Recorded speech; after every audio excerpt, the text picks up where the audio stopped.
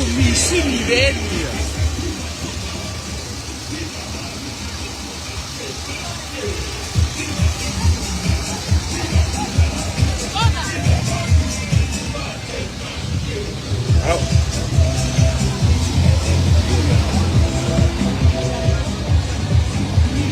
Die.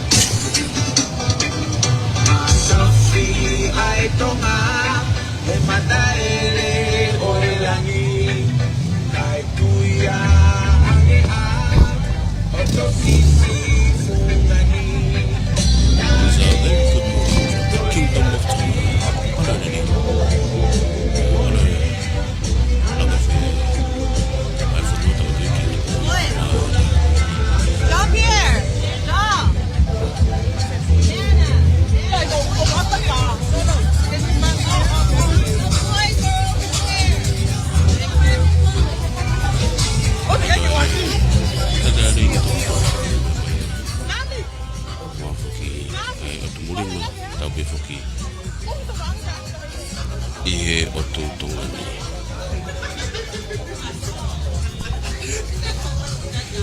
Pada dari ke te moto ko tape mo me mai. Ki whangwhanga tonu ko ia o e pongpongini. Ko e pongpongini whoki o whauko ai Heilala float. Pe ko e float ko ia. Ai wike Heilala. I tongani, i he hoani. Ko e au whaafu ko ina siulai. Pe ko mahina ki Tongatapu. Ko e kātonga o wike Heilala.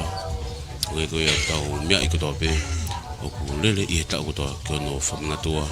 O e aho aloi, o e tui, o e otutonga. O e lele be whuke ngai programa ke kau e ngahi i laka whakate e pongpongin. E kau so tia tamaru i whanua na whio, o maafoki. Ai ngahi programa ke e no whamanatua ko i aho aloi. O e hau e otutonga, o e tamatui ki Tupou ono. O kau ai ano whahoko ko ia wike Heilala he tau kotope i tongani. O e programa ko ia pongpongini, o e whaukufuki e float ko ia Heilala. Ia ko hangepe ko e mumea mai kia i hauani. O kamatatu ai float ko ia o e pongpongini pia me he Central High School. Me whanga puriruku. Ko e ko mau maria e kau floati i e pongpongini me he Baki sandelu ya. Ngi go mo me he ata fo bite ngai teu go ia. Kau misi e pongpongini ma fo ke ngahi me alere. E sai se ke ngahi lori ko ngahi ka ko ngahi veni. Oku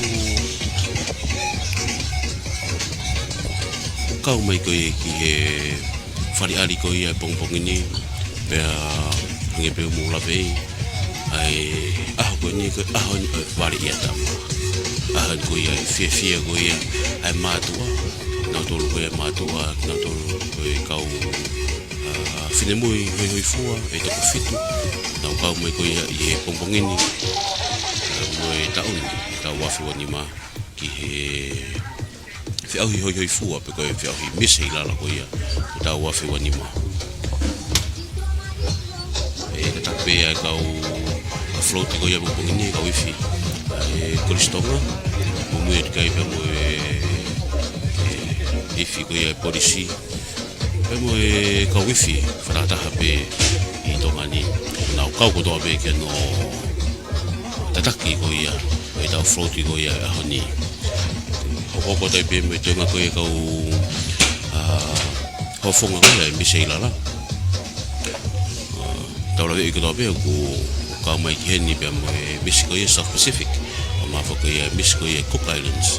Na ka ko tape ki float ko e ni ko e fa e na fe fia pa mo popo ki e fomana tua e tongani. Ai alo ko e hau e fonua. Ni tamatu i ki Tupou ono. Fala ngi be ko ta kire te pe fo fola.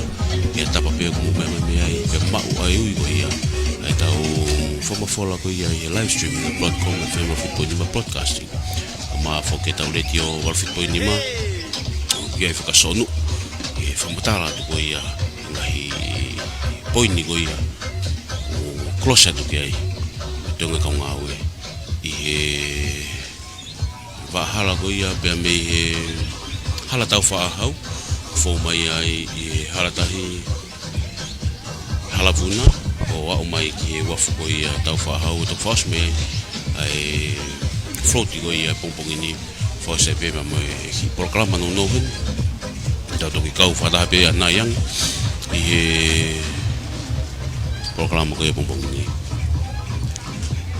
me Nuku'alofa i tonga ai ki pongpongini fa pito e ia pongpongini moko au pito halatahi ka maafoki ai pake sandelu ia kamata me ai programa ko ia pongpongini bu mo me ke ngahi ata fa ko ia ku tu ia tu tau ta faita filia pa ia e pongpongini me sandelu ai ikai ki fa tatali to ta ko to pe i he pongpongini ke kamata floaty ko ia ai pongpongini kai paha e nau fia mo popou ki e weke Heilala kai mahulu ke ai paha e nau fia e ke i tūloa ai la ko fia lele i hau e whanua ka koe tamatui ki ngi Tupou ono.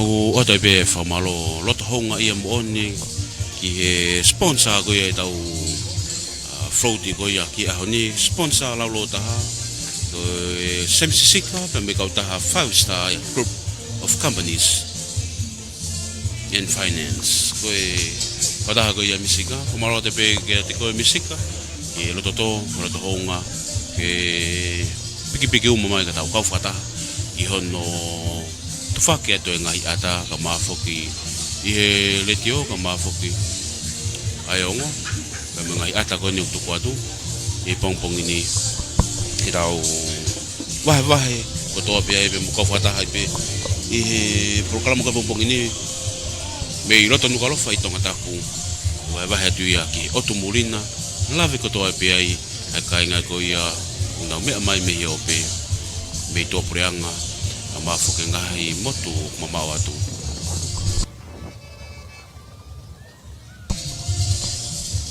koe Miss Lady Maria tak mai ai ngahi paiki goni o pa mafoke ngahi style ke ko ye ngahi misini o ngigo lori ngahi mbalele o kau ke ngahi paiki o hangi ko yo tau lave i muri o ka pa iki ia ni he no fo mata lelei ngahi event pe ni pe hangi ko ia ngahi show o fa ka watu ki ai na yang e fa pe motor show ia ko fa ha fu ia ngahi style la ko ia ngahi bia lelei i Tongatapu ni e fa ko ai show ko ia nai ai ho ani fu ke pongini o tu e ki frali ali pe mo kina tolu e tina ka we ngai show go ya nai e fa ai pe me na ngai mare na tolu ya i float ko hela o ko i foki to ko la heli foki no mo mata ai event ya go ni i hala pule ngai hala tau fa ahau e foki ki hala puna e si e be la ve ko si to ko la ya pe to ka inga ko ya fonua o na tu takataka i pe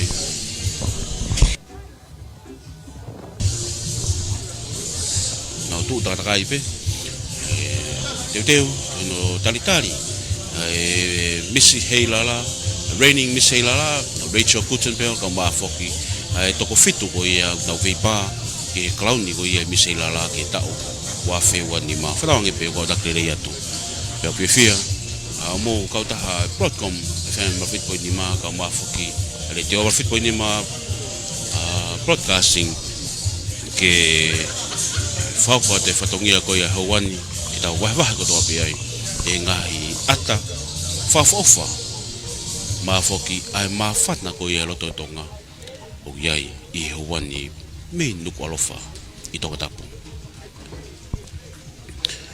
ko tu e ko hawani tau tali pe ia ngahi minisi pe me heni e kamatai ai proklama ko ia hawani pe tau toki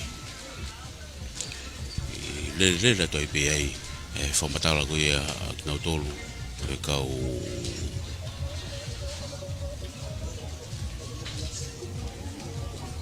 na tolu na kau mai ko ia ki he floaty ko ia o e pongpong ini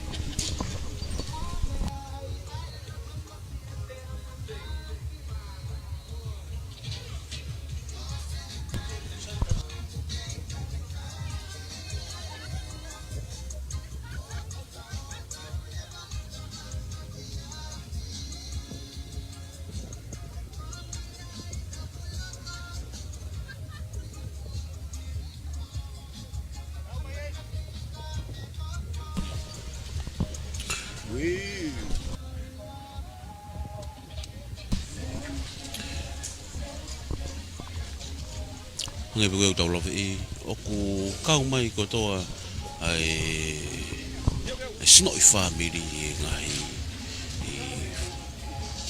float go ia pe mo fa go ia na fia ai pompongini kai lele go ia da program go ia pompongini dau kau fa hai pe mo so nu finanga nofo dau kau fa hai pe mo so nu I program go pompongini kau fa do no Komatala tu ko ia ai fia o ku loto to ngai pompongini me Nuku'alofa fa pito ai ngai pego mo me mai kiai e ngai ata ko ia ku to ko de ta faita pompongini fa pito e ngai ata ko ia ya mo ngai teu o ki nau tolu o ku nau veipa ki he clown ni go e Heilala ika ngata pe ai ku kau mai ki ai pe mo chaika ko siapa ni pulang Siosi'ana una heni kau fataha I ono whakahoko ai nau ngai teu ko ni ko poupou ki he aho ko ia alo oi hau e whanua ko e tamatu I king Tupou ono mahaulo kai pe mo nau kau mai ko ia ki he katoanga ko ki Heilala ya ki ai fia I he toko taha ko tope I he houani ka ko houani tau ko fataha pe mo o sonu finanga nofo okay ho atu ai fomtala ko ia ki he katoanga ko ia o houani ya mo no maalari pe me Nuku'alofa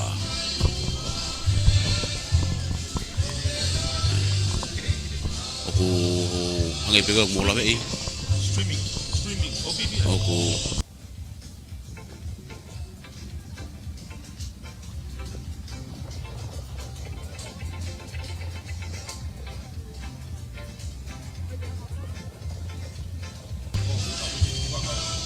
Miss Tika way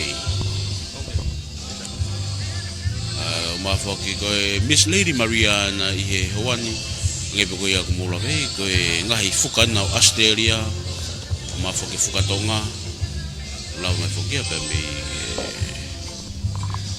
kangaroo pe me Australia ko hoani tapi cross ki a sonu no a lawe ki ngai proklama ko ia o kamatatu I hoani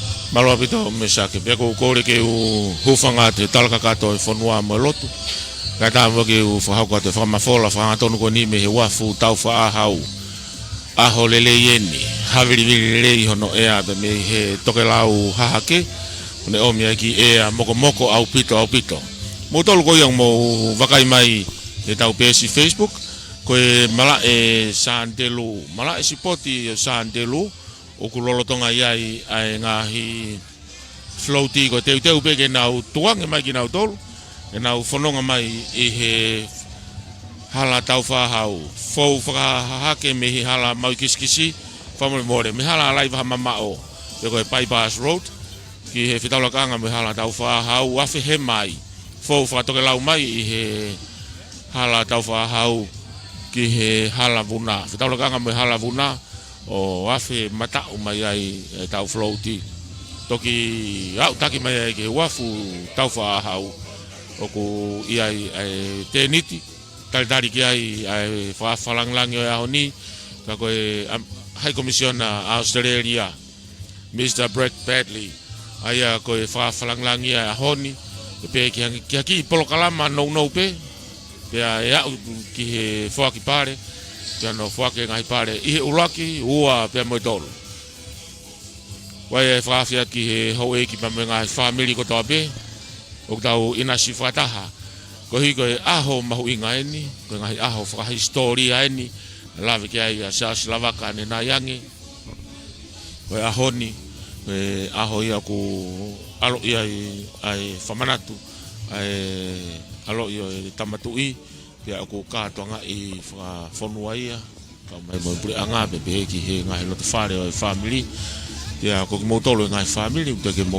whanonga mai ko ia ko tau longa I whanau e nau mamata tonu ki he floaty mo tolo ko te ke mo wakai ki he kaumisi malawa le ke mo faita I he lolotonga ko na o floaty I he hala Taumoepeau mo tolu I loto kolo o ko whainga Malia ke mo e wahifo pe mo e Tauwhanau ke mo wakai ki he ngahi kolo ai ahoni.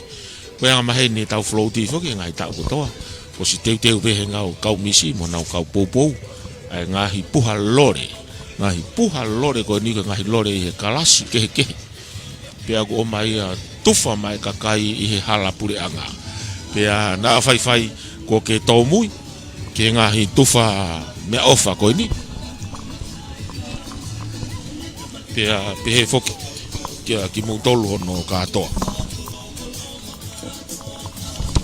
Ai tau o si anga maheni pe kita tolu ki ai he tau whanonga mai he ngahi wike Heilala o ki ai hono floati pa ko no floati ni ko kamata mai me he apia ko sa antelu e wakai atu ke ngahi floati ai aku ai pure anga ko pure anga la lahi e ua he ko wakai ki ai ko kau korea pe ki he kau siapani o si teu lele mai nau kau ngawe pe foki ke tek nau tolu nau itongani ya kau fatahai ka mo kau Poupou ke kau mis Heilala o nau fe auhi I he tau anoa wanima o ko hale lehi fofonga la a pompogeni tau fatawange pe alomari ai pe ai tau ngahi fe auhi ma watu ke Fungalaau ni o fafio ya honi pe mo pouri fo a flight en ko a fa siulai tau anoa wanima ko ya pompongi o ke hoko tu pe tau ngai ka tonga o ka ya concert ko timi na lodonga I he vai fonua Tongatapu pe kai ngata I te tau inasi he ngahi tare niti ko sia he tau whanau ko tau longai whanau pe nau kum fonua nofo tupu hake ngai fonua muri ma o nau ngai tare niti pe hoko ia ko ngai mea ngau lelei ko avia pe ho tau ki fonua pe ki ngahi koloa ku nau nga whakakoloa aki. Ai hona ngahi loto whare ngahi family. Kai ke, I he hauani tau kei wakai pe koe kau iwhia kau polisi ko ki nau tolu te nau taki mai. Pea tau wakai ki ai koe kau eniha ki whanonga e ki loloa. Aki nau tolu koe ai lue lalo mai I he halapuri. Anga tuku kehe angi. Ma ku taki mai pe kau iwhio ki ngata tupe I ha turiki hala I loto kolo. Ka ko ki nau tolu o ku nau osi fotu mai ki nau tolu ki he ofi mai ki he roundabout fitaula ka anga hala I waha mamao to bypass road mo hala Taumoepeau I he pongbongeni ai ko wakai ki ai ko ifia ai kau polisi tonga te nau taki mai pe ko laka mai ko ni e whakafuafua pe ke taki ko ia ai kau lue lalo mai ia pe foki ki nau tolu hono kato. Whamalo I ai pe ai sponsors. Koe sponsor o e whamafola o Pompogini.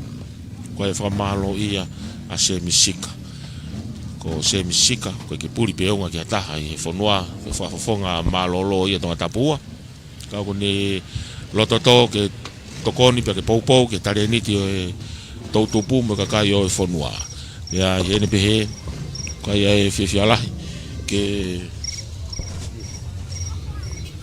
whamalo ia ai kautaha 5 stars kautaha 5 star finance before ke group of companies me havelu loto mo se misisika ko firmari ke whapanga ke whakakoloa ai whamafola ahoni I tau pe tau live stream pe ke tau YouTube kau whatahat mo tau reti o Wharf point ma FM I loto Nuku'alofa. Koe wakai ke ngahi ahoni ko tui peo ke ngahi koloa lahi manatu ki ai ngahi family ngahi loto whare ki ngahi aho pe heni na e whakahoko whoki ongo MC pe ko inaua kuna tataki ai mo whakatau kei ko ia ai ngai proklama wike Heilala salo te sisfa pe ya lave iloa tonga lave iloa ola pe nai kau ano mui ngahi elia ko nai whakahoko ki ai wike Heilala ko mo oni nai kamata mai I he Dateline Hotel ai au koko koe tano a i he ngahi ahoni. Pea toki whihiki taki holo ai. Whanonga ki he whaone lua park taimina ki paake ai whaone lua.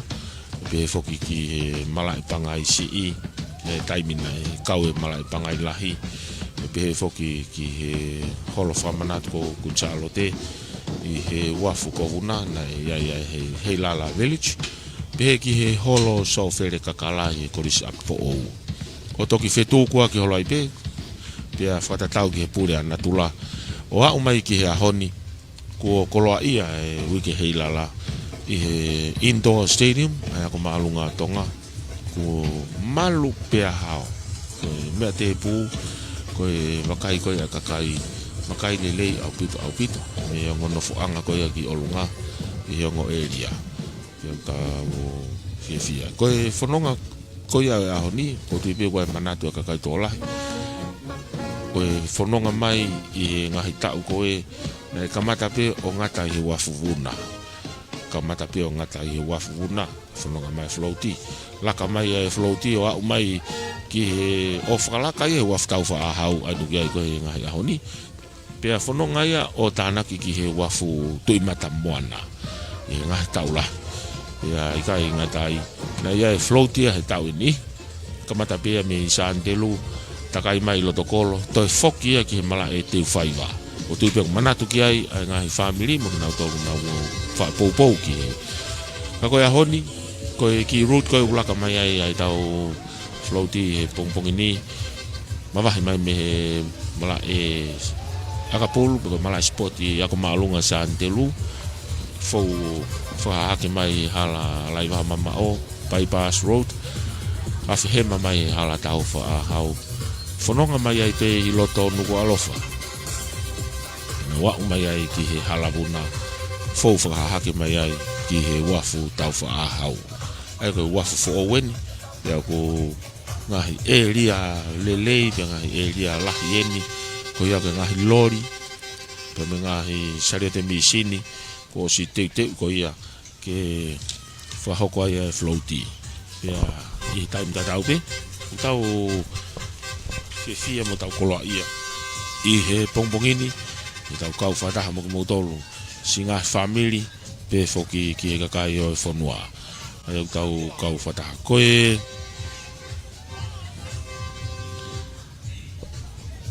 wakai koe ia ki he kau misi. Koe ngahi misi pe. Koe kau misi pe e fitu. Ka koe wakai koe ki ngahi floaty. Oku ofi au pito ia i he ngahi lori lalahi. I he lori e hongo fulu tupu nai. Pea me ngahi mea lere iki ko si teu i. Nau pou mai ki he floaty kono teu ke whakahoko. O si ofi i he mea lere e ua fulu tupu lahi. Ofi ki he tolu noa. Kau ki ai pea me ngahi motopaiki. Ngahi motopaiki kuna o si teu lelei. Me ngahi mea lere. I he aiko ngahi mea lere ko ni he design o i kuonga. Ngahi mea lere ko ngahi matapa u whakawai ki olunga ki he ato. Pea i kai ngatai oku ngahi mea lere ko ni oku maolunga tuhake pea maolunga tawhaketa. Pea maulalo tawhaketa. Aiko ngahi mea lere o i kuonga. Tenau kau mai i he whariari pea mo e floaty ko ni. Ka i he taim tatau ko si resisita pe ngahi floaty ki he ofisi e Tonga'uiha e takmamata mo e whalau e ewa a tonga. Pea ko kinau tolu, tenau toki hanga whakahoko atu ai uloaki ua pea mo tolu. Ka e manatui pe e kakai o e whanua, ko e floaty, ko e whiauhi whoki. Kau eni i he whiauhi o e wiki Heilala. Pea oku taktaha teu ia he ngau misi. Teu e pehe kau misi. E nau ngahi mea lere ke nau heka mai ai. Toki whaia e nau whiloaki me kakai o e whanua. Pea koe ahoni, kau ene he aho lelei ki he kakai o e whanua ke nau whiloaki me kau misi. No ke nau tolu ko ia nau kau he veipa, ko hai tene tuia e kalau ni i he pouri fo e ahoni. Kalau ni o Miss Heilala. E tau wa fe wanima, wa fe wano. Ka ihe time tatau pe whamalo ia au pito ai sponsor. Ko ia kune whapaanga ai whatongia ma mafa a honi. Ono whakari atu i he tau pesi Facebook.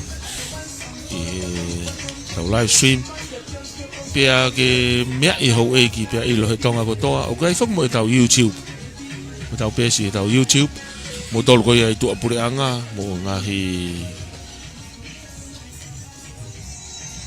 Fetu taki ko tau feo ko taki ai o ku kau mo tau pesi YouTube I he Broadcom FM 87.5 broadcasting ke ala mau me ngahi pesi ko ia I he YouTube I he tau Facebook pe ke tau radio Valfitu 2.5 FM aia o ku tuku atuai ai ngahi koloa koni ko koloa lelei foki I he ahoni ai tau mau ai fofonga totonu pe ke malama ke feiloaki ko ngahi floaty ko ngahi fulori lalahi container ngahi taulani o ku meme maulalo pe ya tatau pe mo kakai fa o mai ngahi lori tu I loto Nuku'alofa feiloaki kau misi pe mo kakai o fonua ya nau fa ko nau ngahi faita pe ai kai ngatai ko si mau ngahi tangai lore ya Ngai tangai lore ia I ngahi misi ke tufa pe mai kakai tau te fito ke tau longa I whanau o nau lere mui holo I ngahi floaty ke nau kau he fia pea I he NPH whakawhia tu mātua tau whanau lere I au pito ke maulaka mai pea moe longa I whanau o wai tukuangi ke nau o mai pe ia dek nau tolu tuku keheangi ka pau kuk nau I loto Nuku'alofa pea moe kau tauhi ke ko malu mo hao o ahoni ya I he time tatau pe ko vakai atu ke tau pe si Facebook ko tau floaty ni ko ke le pape te ke loka I hala ia ai hala pureanga famore more ko na kuna osi tuku mai ko tau floaty na kuna osi afi mai whaka tokelau fou mai I he hala Taumoepeau na ku lave ane nai ko kau ene ki lue e ki loa ai laka mai ko ia pe me santelu I he korisi ako anga malunga santelu kona kuna wafi mai ko Miss Tika creation Miss Tika creation ko ne floaty ni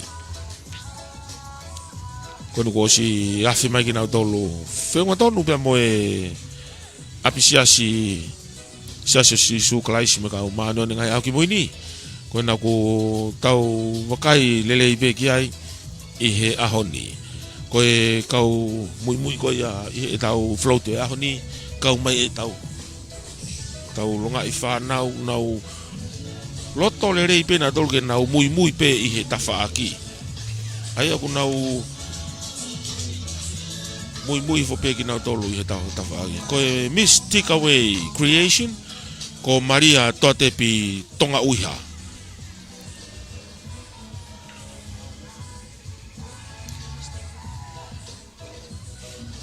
ai aku ai ngahi mearea osi taki tau hi pe ngahi lori floaty nau ngahi mearea pe mo nau TJ io ko kau pou na ku nau hange ka movete mai I he nau ngahi floaty takta ko ngahi mearea ko ni ko ngahi ve ni ko se ka mai ke kau fefine nau teunga kula ko lave ia ke kau ngawe ni ai potu ngawe taki mamata mo flau eva a tonga fia tonga ke nau kau he aho pe mohono koloa ko koloa ahoni ko fia vakai atu ko mealere ko ni pe me he funga mohuefa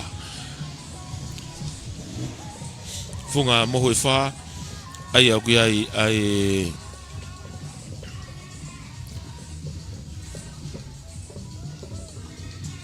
e tau kau Miss Heilala ko vakai atu kau lue lalo ini nau teunga lelei au pitok nau teunga sote lanu kula Ai ko e wakai atu ki kauifi ni. Una ulaka mai I he lolotonga ni. Ko tui ko kauifi ni ai koristonga. Na kau he poupou mai. Takimua mai he kau floaty ai ifi ai koristonga.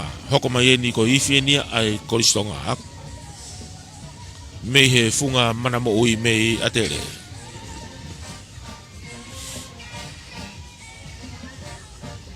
Maria pito no tataki mai he chamesia beko takilaka ia. Owa, nau to ki se lu mai ki nau tolu. Fatonu mai ki he fasi.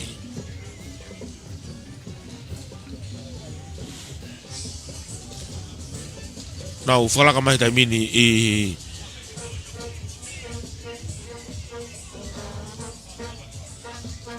Wharelotu siasi Sisu Christ me kau mano ni ngai au ki muini. Na wofi me na tolu e ki he pausa esco moto I maileta.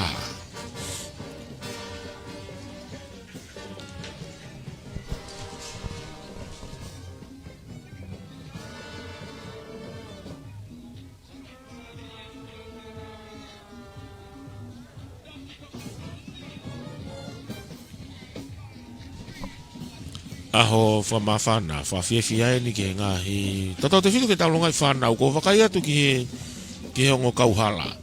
Ongo kauhala, te ke fu maopo whe mai.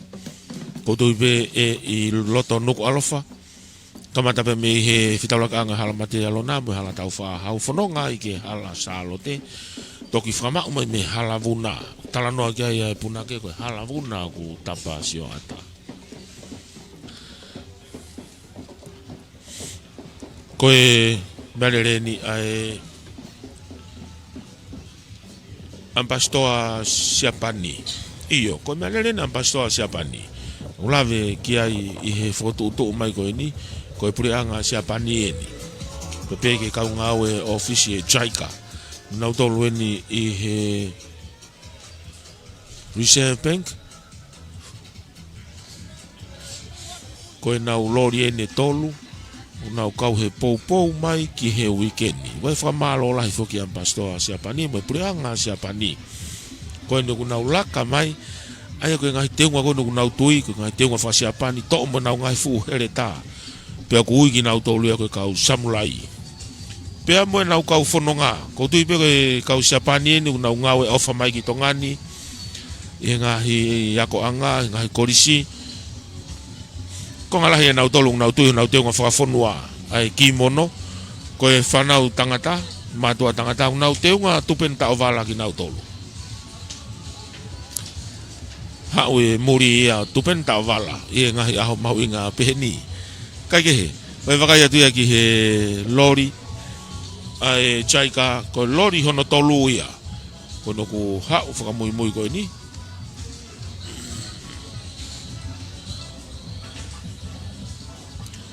Aia koe whamatala ko ni ke maile taha ni ai ko ngalahi ai ngai floaty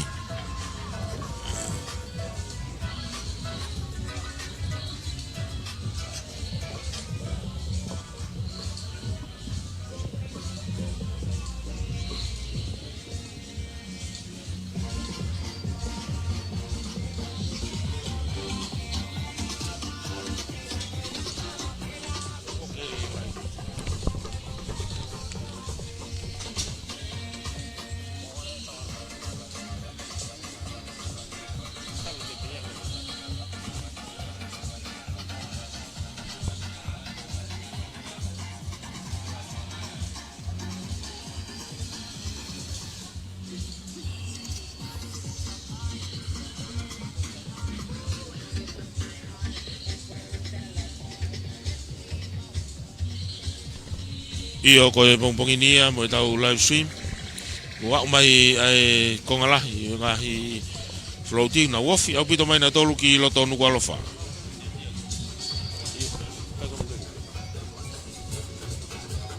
Wofi au pito mai na tolu ki loto Nuku'alofani I he hoani.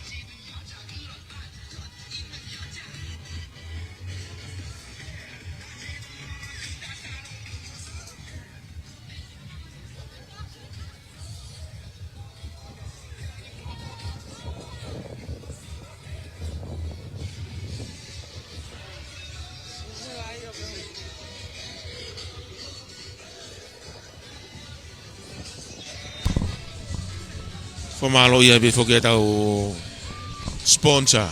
Ko e sponsor ki he floaty. Kamata mai e floaty hono foko tu. Kami he ako malunga Santelu hono foko tu wa umai ki fononga mai hala Taumoepeau, wa umai ki Wharf Taumoepeau.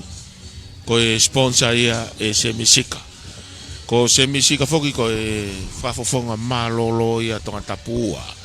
Pe aku kai ngata pe he floaty.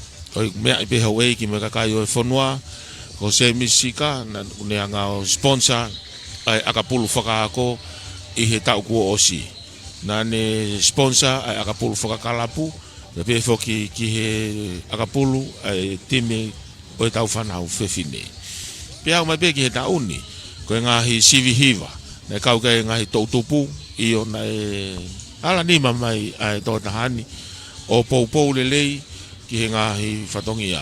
Pea i he lawe i ko ia e tau whakamafola. Nei kai ke o kai ki whakatau mua pe ia ki Tongatapu a ene tokoni. Ko ne tokoni, nei kau pe whilami ngai mi ngāu e whilawe i pa mo e Tupou. Pea pe ki he ngai kolopu o e whanau whewhine, tau whanau ako, nei te whitoa ene tokoni. Ko e tare ni te tau longa i whanau. Nei kai ki whakatau mua pe ko e ako malunga ria hona. Pe ki he ngai memi pa i Tongatapu i kai. Kau mai floaty a honi. A ene Poupou ko hia ko kau Miss Heilala o tauni. Pe mo ki nau tolu ko hia ko nau Poupou ki kau i he floaty a honi. Whamalola ki a se misika. Pe ki he 5-star finance group of companies me havelu loto.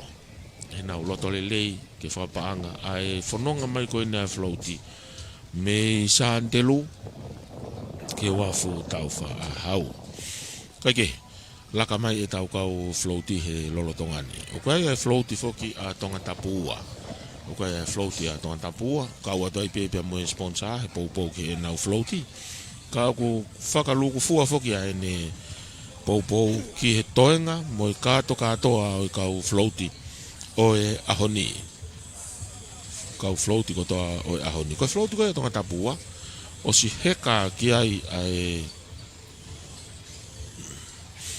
tau ai longa i whanau ako ko e whanau ako ni i he ako maalunga tonga ko e talanoa ko i ako o mai ko e Miss me Tongatapu ne whafofonga ma Tongatapu ko e tōtahai na e matapure lahi i he tamai ki whewhine i he tau ako mai ki muini.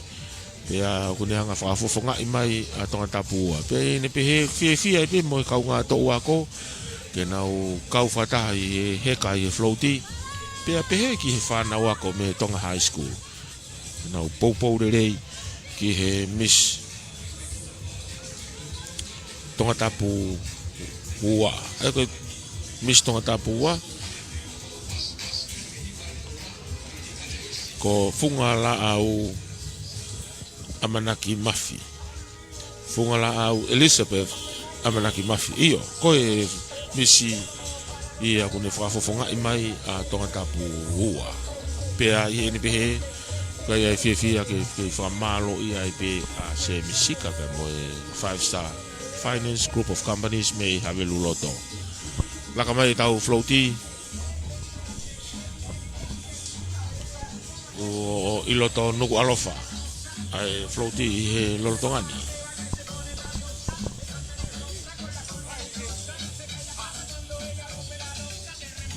Koe kongalahi ke i whanonga pea i he hala Taumoepeau whiunga tonu pea mo mai re taha foki. Pea ki he time ta tau pe, tau ke i kau whataha pe. I whanonga holo ko ia e whetūkua ki holo, ai floati I he lolotongani.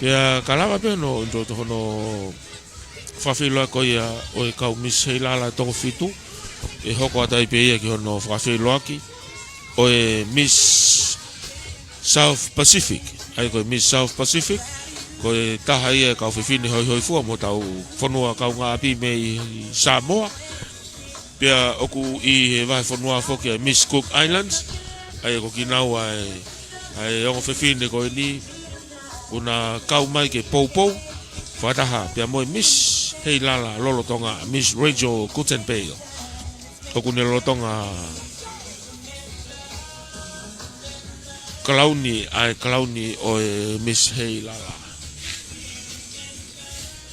pia kalama pia no whawhilo ki nau tolu ia whenga maari ki whawhalanglanga Mr. Breakfast ko hai komisiona Australia ia ki tonga ke toha koloa pia whakakoloa ai Siosi'ana pia ka lava pe ko ia oke ia mo ki kau flow show ia mo kau flow show te nau iheni I he time tatau pe kai ke malama ke to e makehe ai nga prokalama ta ia nga fatongia ka fonua ka ko special item ia me kere amaka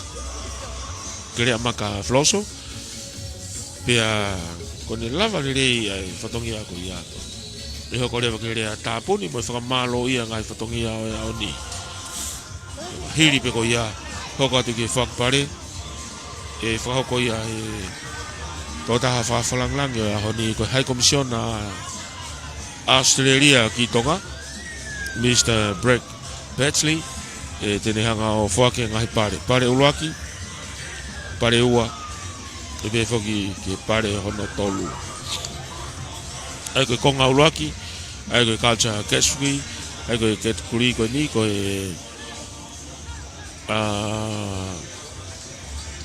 ko ngahi ngawe famia ko ngahi ni mamia ai ko ke kori no wa ko ngahi businessi be foki ke konga hono tolu ko best government ministry display pea I ene pehe to e me ngai Tonga'uiha ai pure anga pea I kai ngata I te tau toki wakai ai ke ngai mau pare ko ni ke no ngai pare pea kalama pe ngai fok pare e foki pe a foki ki he tangata ki whakau o Siosi'ana tātaina tonga o fasmoia fi. Kene anga o whaukoa e lotu tāpuni mo keresi o taungau e pongpong. Ko e ki polokalama no ia. Ko tau whanonga moia i e ahoni. Ai ko e i floaty nau ke i he lolotongani nau tonga whanonga mai.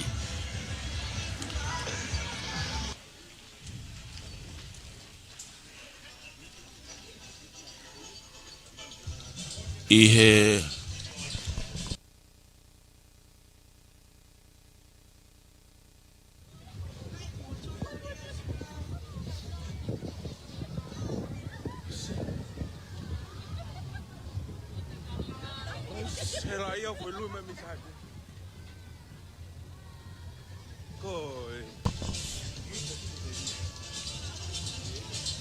Ofi apito mai ai floaty.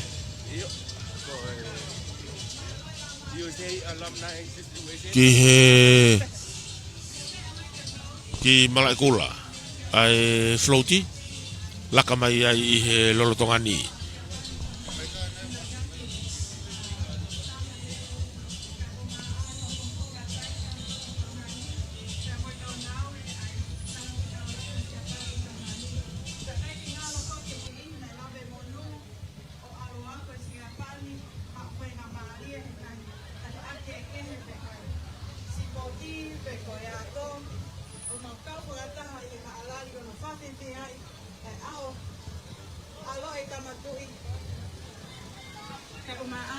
Heilala Festival.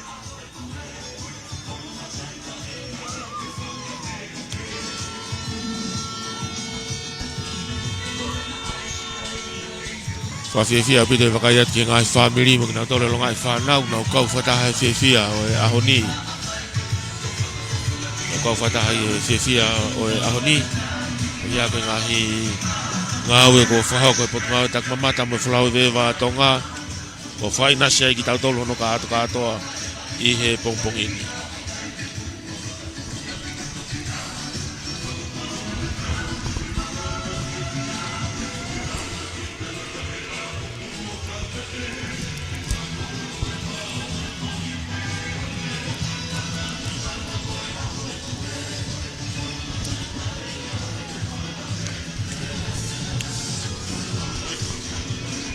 Kei whainga maari pe e hala Tafau'ahau mo tolu koe aku mo tōmui mai he tau floaty lava ke mo kolosi mai mo tolu ki he hala vuna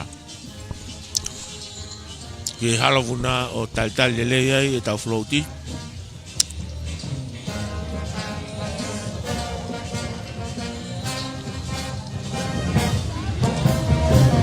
e whai makai atu koe ni ki he Kauifia e kolistonga maari aputo e nau ifi mo nau ki Chou mai he nau whanonga mai he hala ko nau Tramesia ki mawahi mai ki mua kai Chou mai kauifia whenga tonu e ni pia mo e Pasilika whenga tonu mo e Pasilika tomo ai o e malai kula ofi mai ki he mangawha whetaulakanga e hala Tafau'ahau mo e hala laifone Makai foki ki he hao pe malu e floaty e ahoni ko e whakamalo lahi ki Potungao e polisi ko malo lahi Potungao e polisi a tonga no loka e ngahi hala pia whakawhainga maari e ngahi mea whanonga na sari o te misini ko hia ko e hao pe malu e tau kau whanonga lalo tatau te whiton ki tau longai whanau e kunau ihe ongo kau hala ki kamata no fo mai lo tonu Nuku'alofa lo tongani ko kau hala wakai mai ki he nau tolu nau lava mai ki nau mamata tonu ki kau mis pe fo ke nau tolu ko ia nau kau i lo tu e pongini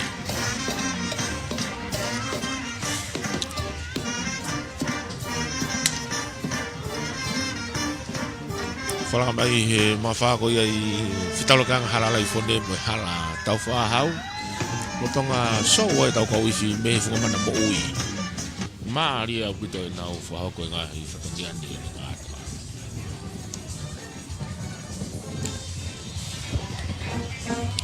Ai aku muy mai ai mealere ai pastoa siapani. Pia mo na kau floaty.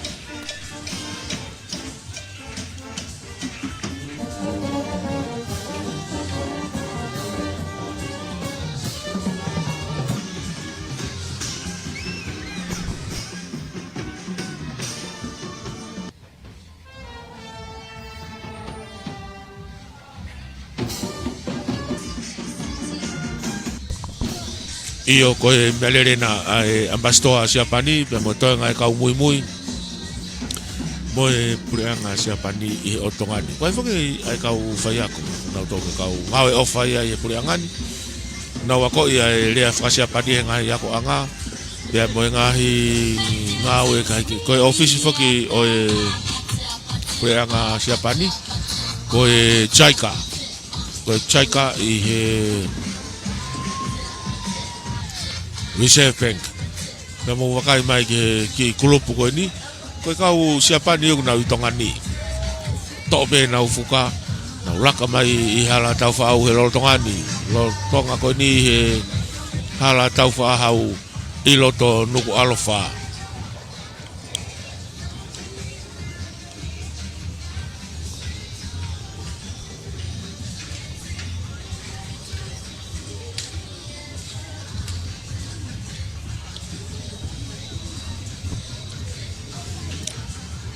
Aku nau tope nau ki ko nau ngahi mealere ni kai ngata nau ngahi floaty ko si teu ngahi veni ngahi mealere ko nau ngahi mealere nga we ku tohi pe chaika I he matapa ko nau lavi kani nai o ku kau ngahi potungau e pure anga ngahi businessi Pe foki ke ngahi ngau whakamea o kau ki nau tolu I hono whakamaka I he whatongia ko ini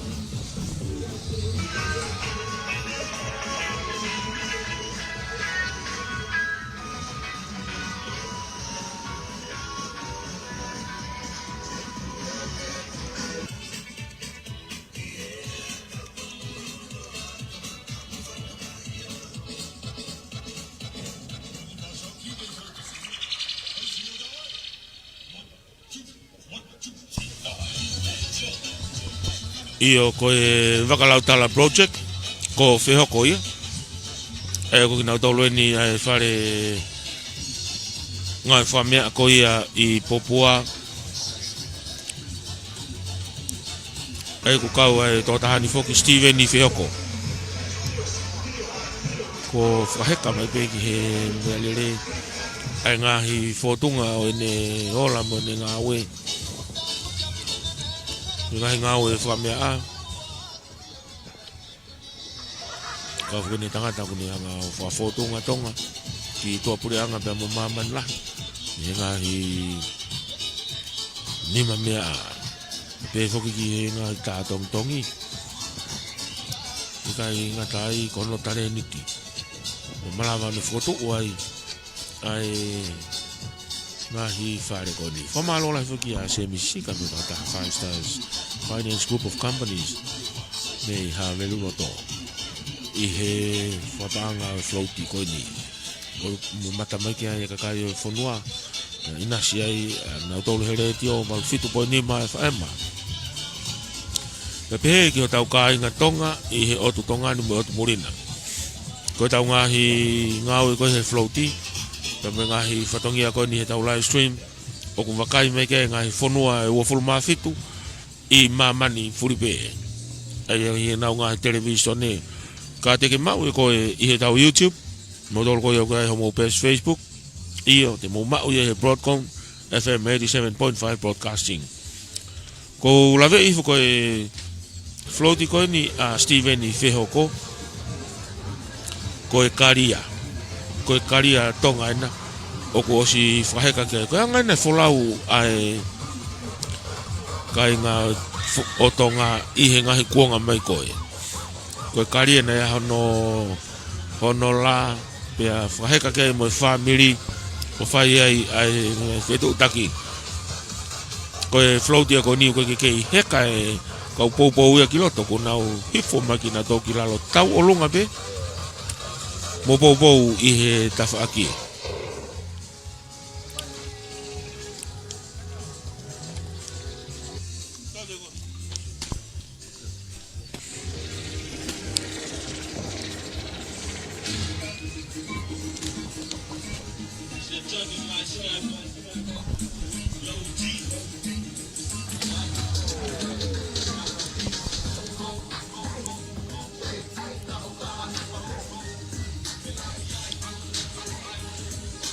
Lere ia bide te wakai ati ki he whiawhia kakai ngā me kakai o e whanua. Nga tolko e kau tau tupu. Nau pou au pito ki he whatongiani iyo. Ko he taumua ko he whiawhia. I he nau whiawhia ku ne omi ai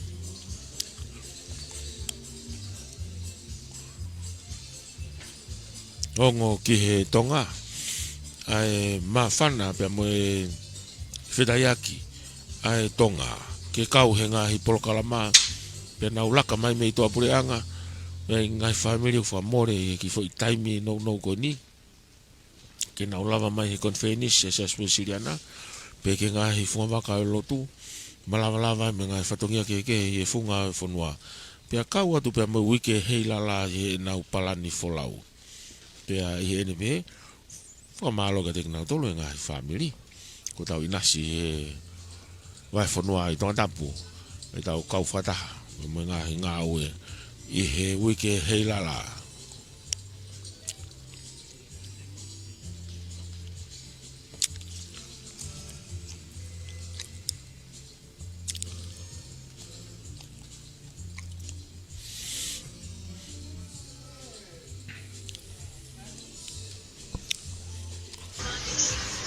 Kei ang lawe ni nai ki he ngau ia ki he kau floati e lore hana tolo ki he tau whanau. Fia pito e whanau he nau whoki atu mga ngai whai lore ke nau inasi. Ako tabi whoki e mea whai ai ke longo mo ui ai kau mamata. Wakai atu koe ki tau floati. Ofi au pito atu ia ki he halavuna. Ofi au pito atu ia ki he halavuna. Kaku kei whanonga mai pe ai ngahi floati. Konga lahi kei whanonga mai e ofisio mea. Ki he wharekoloa BTH. Oku na rotonga whai whanonga mai ki na tohi e Hawani. Pea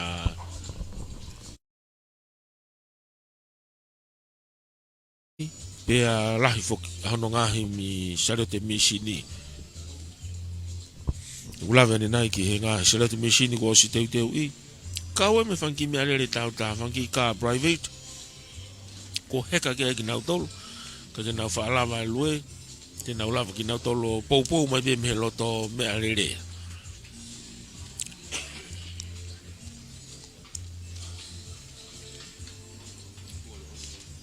Yep.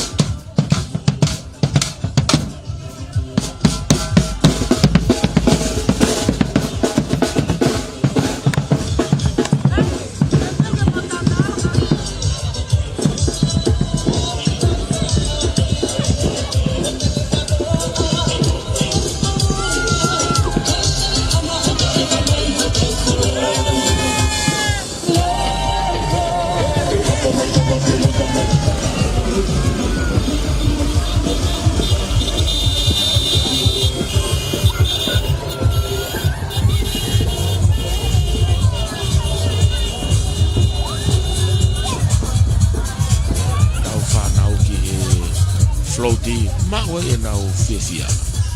La veta ni nai ke ngahi lori ko si teu I. Mafana au bit. Maino na nau si a ne po teu. Kau e ngahi koloa teu I. Pia whaheka ke me ngahi mea rea. Pia tuku I fuki ai. Pia mo nau kau heka me kau whanonga. Makai atu ke kau ngau eni o e indoor stadium. Pe foki ki he Miss Pacific Islands, ua noa, ua nima. Ai au ki heni, ai au fuka e ua. Ko wakai atu fuka Tonga'uiha. Pe foki fuka o Hamoa. Iyo, ko Miss South Pacific. Oku ne heka mai I he lori ai Tongatapu ua. Whataha ia, pia mo e Miss Tongatapu ua. Ai au nau Pou whataha mai nau. Tolu pia mo e tau whanau ako. Ai au e whanau ako eni. I he ako malunga tonga. Nau kau whataha mai mo ki nau tolu ia.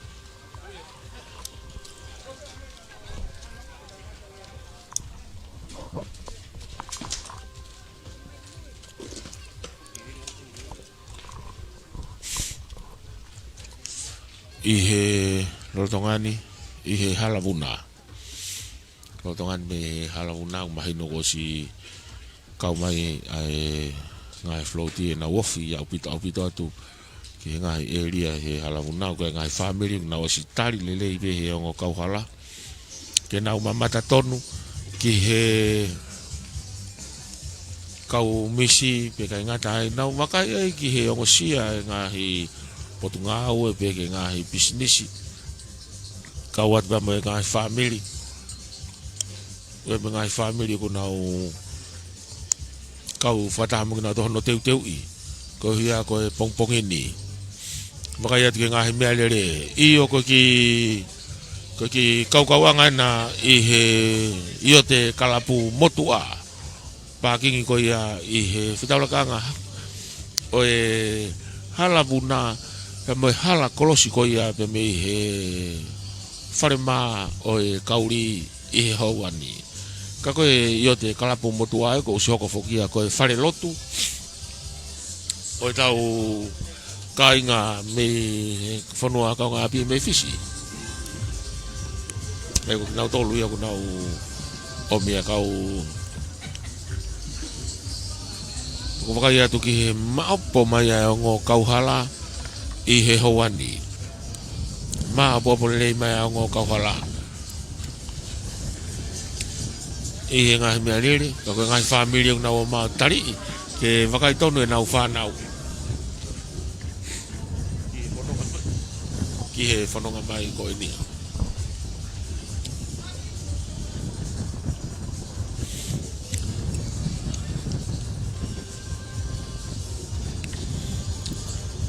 Ko e kinau tolu e ngahi family lahi. Na wasi o mai kinau tolu ki he halavuna. Ai au ki ai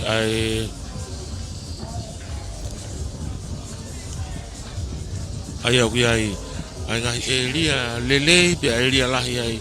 Ke nau mamata tonu ai. Ko e pureanga Siosi'ana e nia. Ai ko nau kau whataha mai he pongpong ini. Pia me ngahi whatongia au tau whahoko. Ko e whahanga tonu mai e floaty ko ini ko nau laka mai eni ki he wafu ui Tafau'ahau. Wharf Tafau'ahau eni. Motol ko yang mau taumui mai ki he ngahi mamata e floaty he hala vuna. Te mo wala whanonga mai ki mau tolu. E mau ngahi e ria ni rei au pito I he taimini. Mau ngahi area lele abito he lotongani. Ko e ife kau polisi. Ife ne kau polisi tonga kuna o si afe mai ki nau tolu. Ki he loto wafu Tafau'ahau. Mui mai ai tonga ngahi floaty.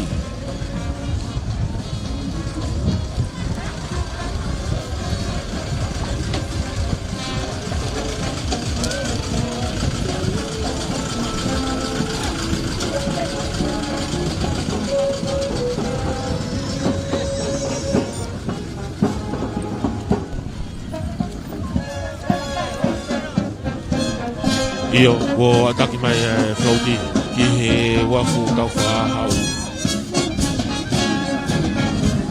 Makai atu ko ife ni ai koristai lulu. Kau mai he whanonga. Wa ke fia wito ai mahino ko ai lelei ko kutu lelei ko mana ko te matonga. Tenga i proklama ko wiki Heilala ko nasi ai he aho. Kau whaki mo e whanonga paiki. Ai te ngahi paiki ko ini ko si whakateu ngaki nau tolu. Ko teu ke nau kau mai floaty ko e pongpongi ni.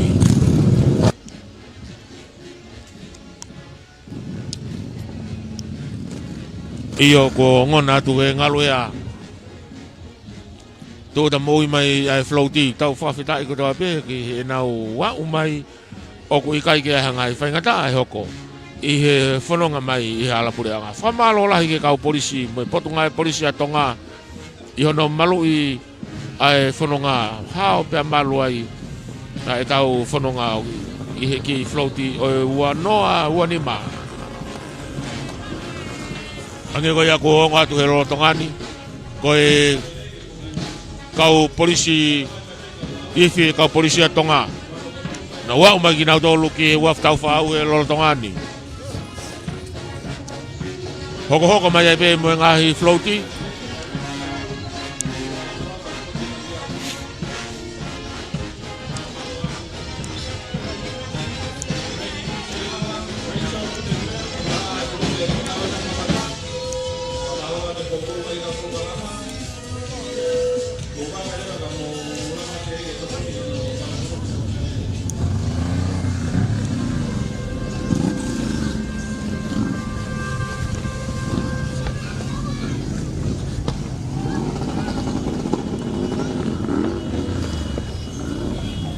Iyo, whaka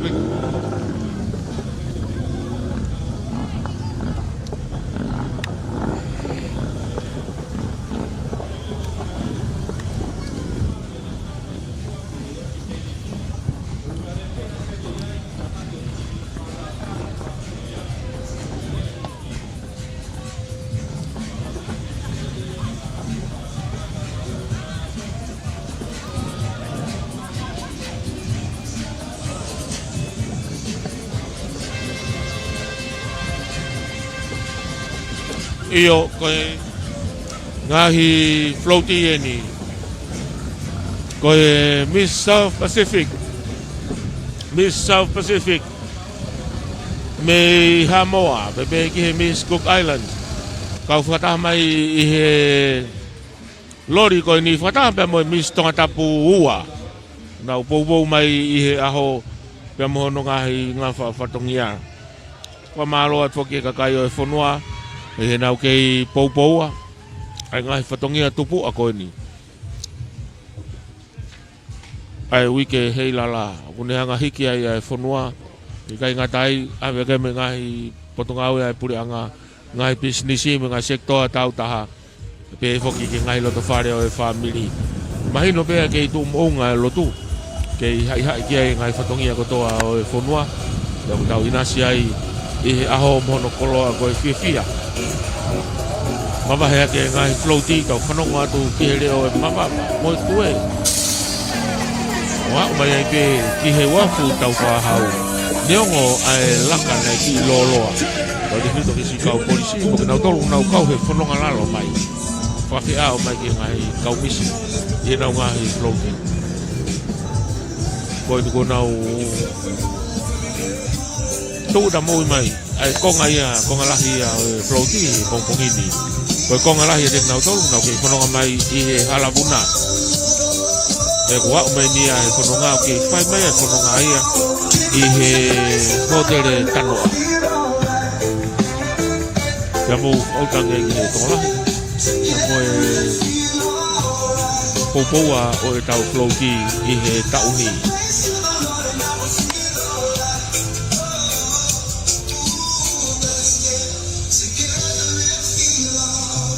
Okay, mamalo ia e sponsor ia semisika 5-star finance group of companies me Havelu Loto. Vai fia lahi e pure me kau ngau e parfit poni mai paema. E nau pamalo ia hono tokonia. E pia ki hono poupoua ai floaty. Kamatanga ko e floaty me avea ko malunga ko santelu hono teu I o ngahi lori mono fotutu. Pia whamafola dia mi nau radio parfit poni mai paema. E ki tau live stream I Broadcom FM 87.5 broadcasting. I Facebook, kamo tau YouTube.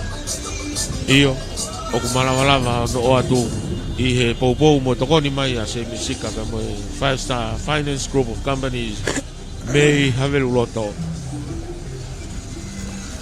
Ke wakai mai ki ai tonga kotoa I o tongani. Ke pefo ki ko nau tole ngai family kai ngā mi he o tumurina po.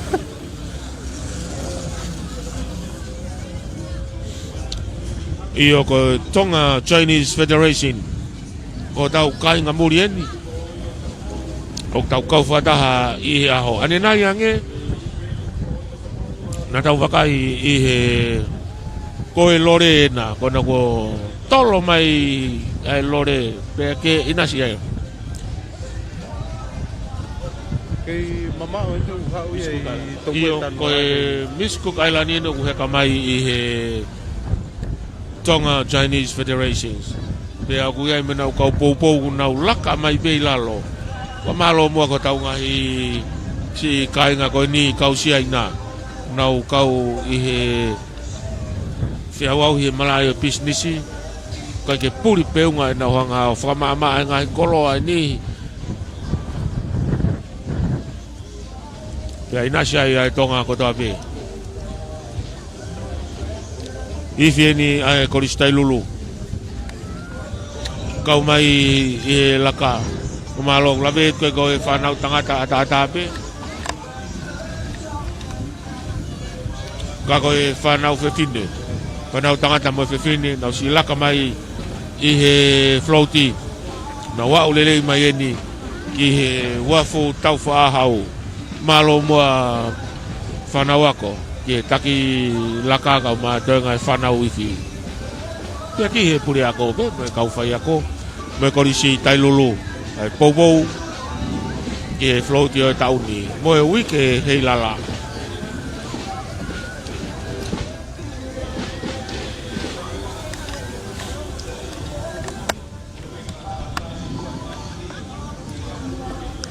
Ai ko e Miss Lady Maria. Me Australian ko mai o Anali Pisa Tanuvasa o Chou li ai ko e melere ni ku he ka mai bei mui pe ke ne ka poupou ko ngai melere ko ni ko si teu mama pe kono matapa fra vai ki olunga ki ato pe ke no ngai mafala ha mui mai ai ka he ka pai ki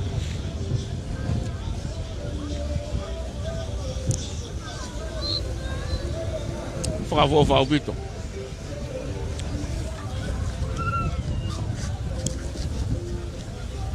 Vava'u bito ai floaty o tauni. Pakai atu ki poupou. kei hau I tano e tainin E ngahi family.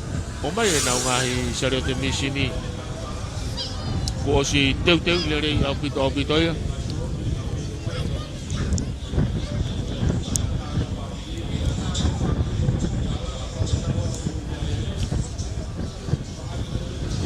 Pakai atu ki he halapuri anga. O ki ai paiki. Pia mo fanki paskala ni. Ai kau polisi. Fanki paskala ni kau polisi. O kau fatahai I he ahoni. Pia mo fafi toa mula. O floaty o pongpong ini.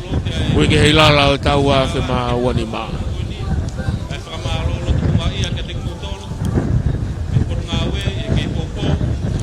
Ke ka fataha no Poupou ai ko e kau polisi no ngau ya ke paiki moto paiki pepe ke ngai paskala ko si famisinia o na ngau e ki hono tareki pe hono whaino hino e kakai i he ngahi wahala puri anga o i koe hao pia malua e whanonga o ku tau kau whatahai koe wakai atu koe ni ki he whaita mau taimi lele i ngai whamiri ko na wau mai ki Wharf Tafau'ahau ke nau whaita ai mo kau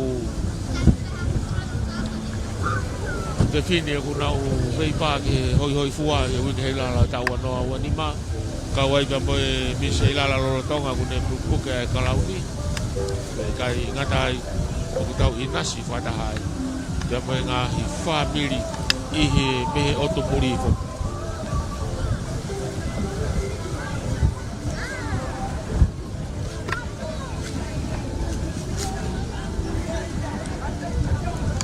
Aia koe Lawe ia te floaty koe ni koe venia kune hanga o toho mai ai waka Malia pino ai whakaukauia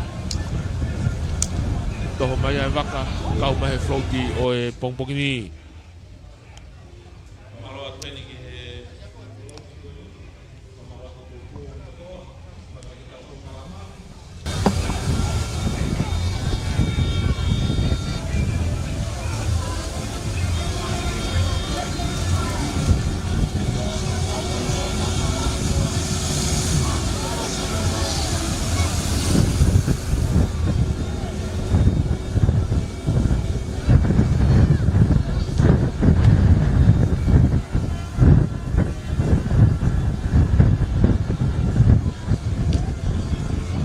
Tafi mai ai kau misi mo kahi floaty i he hawani lahi au pito e kau fulau me tua pureanga unau kau mai he heka he ngahi floaty koe floaty koe ni folok kau ne floaty lahi au pito koe lori container ko si foki ai i he ongo kauhala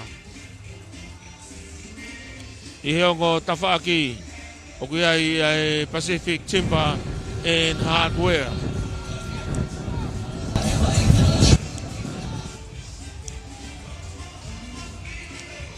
Pacific Timber and Hardware.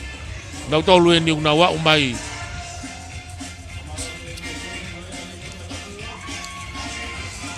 Whao pito.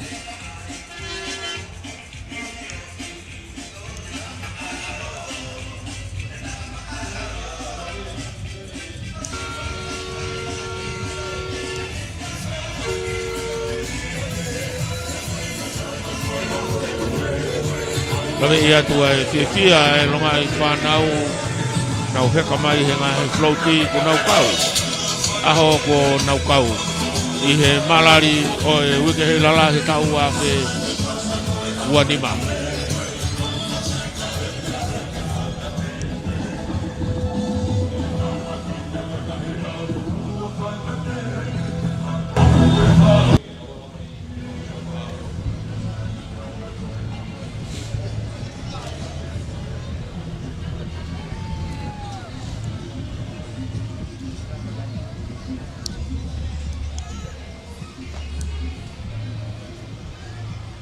Io, mau lele ia moe kau whanofonofo ke whanofonofo ke ai ke kakai ke tau ngau e whakataha mua te ria na aha ngai whatamaki e hoko whatoa ngai angai mua ngai mea lele lahi ngau unu holo i e wafu kore peke tau ngau e whakataha mua na aha ngai whatamaki e hoko lo tonga ai lele ai polo kalama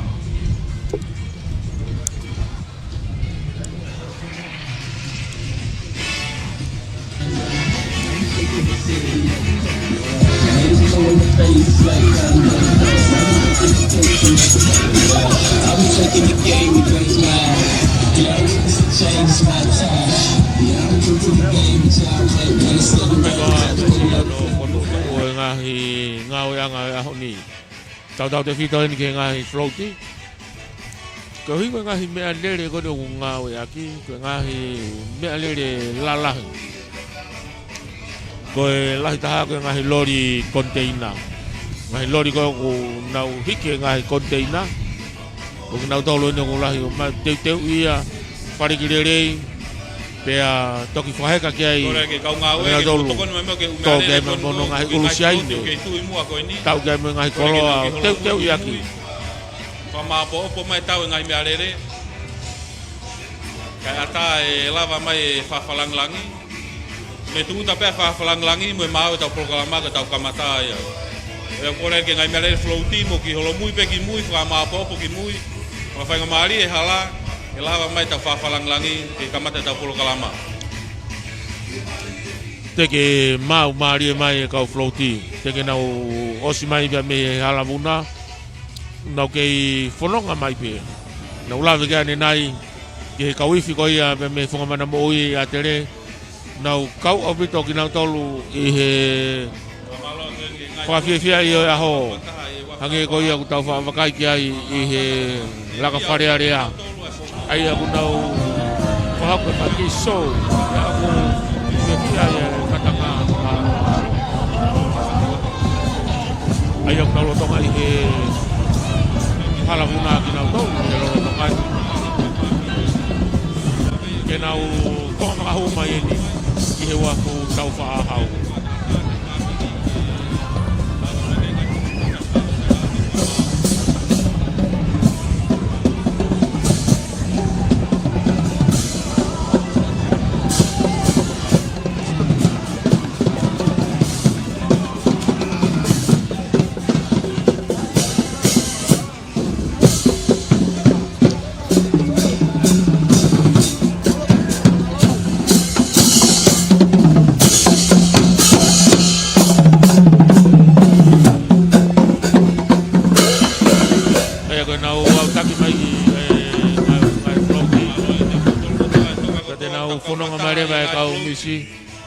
Yona ngahi nofuanga. Malo e fia. Kono mariba ai kau misi me ngai floati. Yona ngahi nofuanga. I he teniti ko si teuteu e potonga tak mamata mo e folau e va a tonga.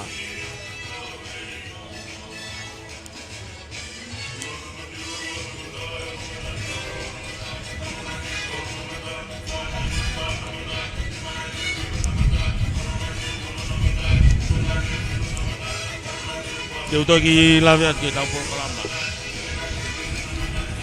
Tuo tamai ni ngā floati. Whanga tu peke tonga ko toa ka tau prokalama, malawa peke mo mamata mai ai e live stream ko ia e wal Fa falangangi o bongpong ini. Mai le tio Ko tonga. e hai komisiona Australia Australia ki family o tumuri. Ka tau prokalama o ku tuku atu ia e live stream ko ia e wal 5.5 ka ma a AFZ. Te ki hoko mai ai mo lotu.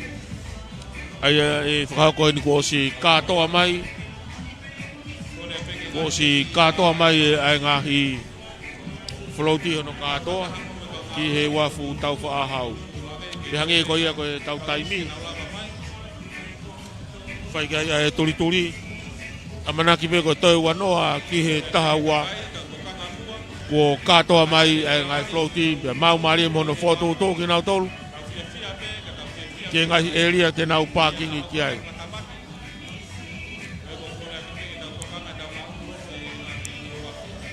seria na laveha ta ya ko ni lama ko ia ko e whaka mu ko e hoko tonu e hoko maua kata tau ni ki polo kalama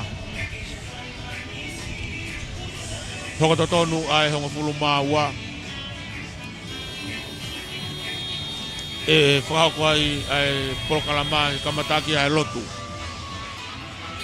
E tangata i whakau, Siosi'ana Toatepi o whasmoe a whi. Te kalama pe lotu ko ia, toko mai ai pe moe rea taritari, whakako ia Misa Anthony Koka, taha e kau tarekita.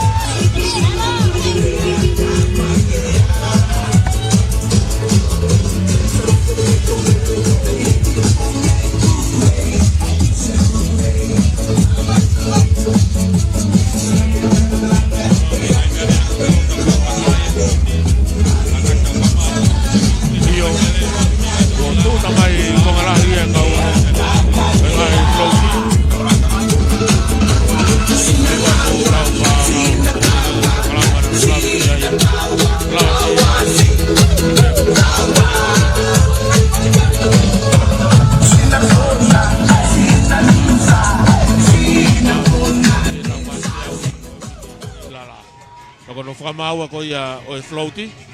E whakawhiloa ka tu ia e proklama pongpongini. E me whako na toi whakawhiloa ka tu e kau misi.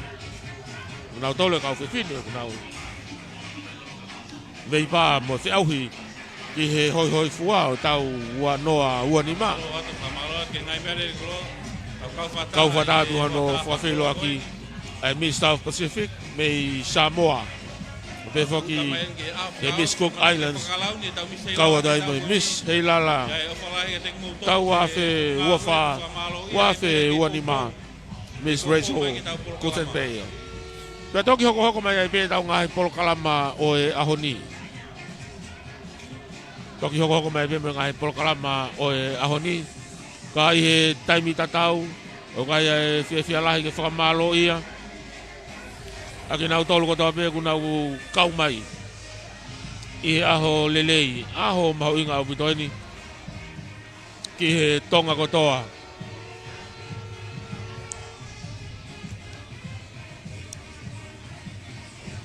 Ki he tonga kotoa. Oku tau inasi whakataha me ngai whakamafola. I he tau live stream. I e Broadcom FM broadcasting. Ka tau pe he tau pesi Facebook. Pea oku kau whataha i pea moe tau pesi i he tau YouTube. Aia koe ngai whamawhola ko ia te tau ala whainasi aki ai. I he reo moe ata. Ka tau re teo walu whitpoi ni mai e ma whai pia whainga ki hono ke whakamatala i lele i atu. Pai ngai ngau i me ngai whatongia uloko hoko. I he tau polo kalama o e ahoni. Ka i he taimi tatau.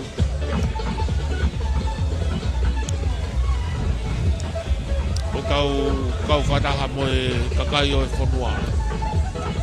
Kau whataha mo e kakai o e whanua i he kompongini. I he whiawhia. E tau kau ngā whiawhia whataha. I he ngā ue ko whahako. E potu ngā e takmamata mo whalai e ma a tonga. E whamalo ia pe sponsor ki he tau whamawhora. Me he reti o walwhit poini mai whaema. Pe pe ki he pe si Facebook mo tau YouTube. Whamalo lahi ki a Semisika. O Semisika koe whawhawhonga malolo ia. Me Tongatapu ua. Kako kau. Ka ine Poupou ke ngai whatokia ke he pureanga mo whanua. Pe whoki ki he lotu. Ia ngahi polokalama e tau Tupou. Oku kau apito ai tō tahani o no sponsors. Kau ai aka pulu whakaako o e tau kone mari watu. Me pe foki ke ngai whiau whakakalapu. Nei whakatau mua pe ia ke inasi ai ngahi koloho no kānoa. Nei kai ko Tongatapu ua pe. Me koe timi pe aku malunga. Me koe timi na e saia ke ne sponsor, kana ne sponsor whakatau ke inasi kotoa e ngā timi e pe foki ke ngā kolo i ngā whamawhola. Pea konu ko tau inasi ai. Au tonu mai eni ai floaty i he wafu Taumoepeau o malo ia Semisika. Pea moe ne Poupou pe ke tokonu whabanga i he ngā ue o e ahoni. Pea tau whamalo lahi foki. Pea ia ko te mauiwi. Ka mene Poupou ki he whatongia o e whanua. Mai eni ai kauiwhi ai koristonga. Nau laka mai eno au mai ki he Wharf Tafau'ahau. Nau wofi mai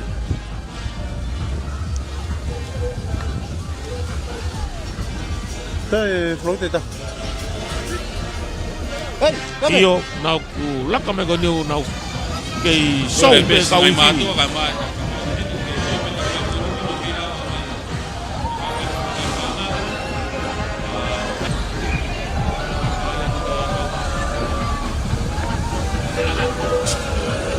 Iyo, aussi.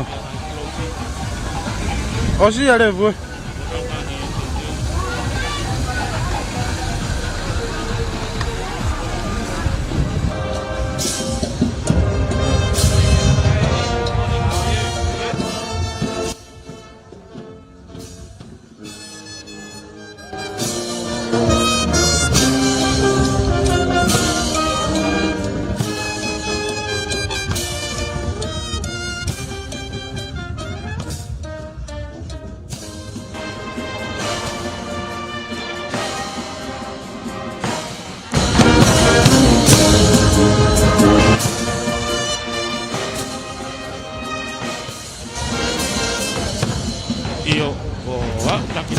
kau ifi ai koristonga.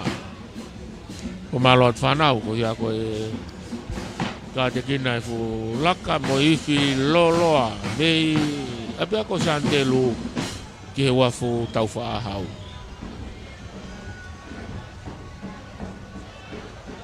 Acknowledge all non-Tongan speakers who are here, acknowledging the presence of the Japanese community, the Tonga Chinese Federation. We are grateful that you can participate in this year's Heilala Parade. We're indeed grateful for all your support in every Heilala week. Every year you participate in this parade, and we're indeed grateful that you can be part of our family, of our Tongan family.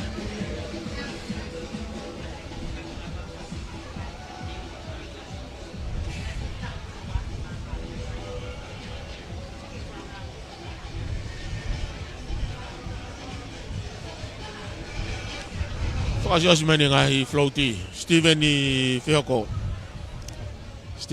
pe mo e floaty popo au bito ki he ngai ngau famea i fonua e na ulavi kai vaka ia tu ke funga mea le reo kai karia pe mo no la ngai fronga ia i oseni pe foke ngai floaty kona wafe mai Ona o whakawhiawhia mai eni ke koe whakaosinga ia ngai floaty. E nau kau mai ki he floaty aho ni. Ko tui pia ku mou mea mai hou eiki. Pia pia ki he tonga kotoa, he o tongani, he o tumunina. Ko toi langa i manatu ke ngai tau ko nau mariu meai. Talu pia me he konga hano wha ai maa whana o e aho ni.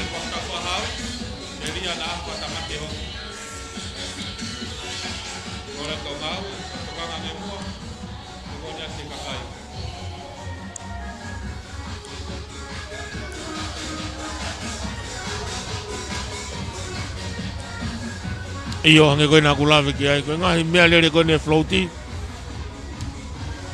Floaty ko tawa pia kusi ai pia no mea whakangore o lahi ona. Taki taha taha pia ne fasi. Pia nau taki taha puri ai pia ki nau taulu ke nau kau heka. Ai fia. Ko au sia he tonga. I he aho mahu inga koe.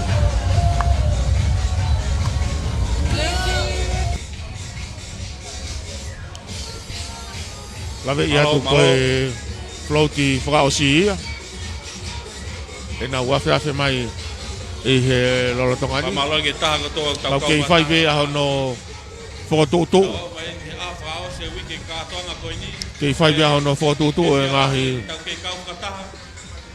floaty ki he ngahi no whuanga aia kui ai pia mo ki nau tolu no kato ape. Taulonga i whanau, mahino pia ku... Whanonga mai peta floaty, pamalo tenge internal affairs, ai popo no tō na whahako meke tau floaty aho ni, pamalo atu.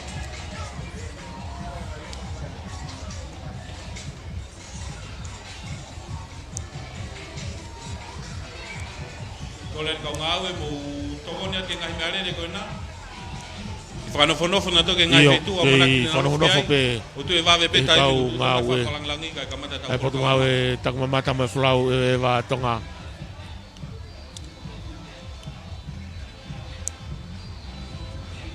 Ai ngahi mea lere no kato katoa.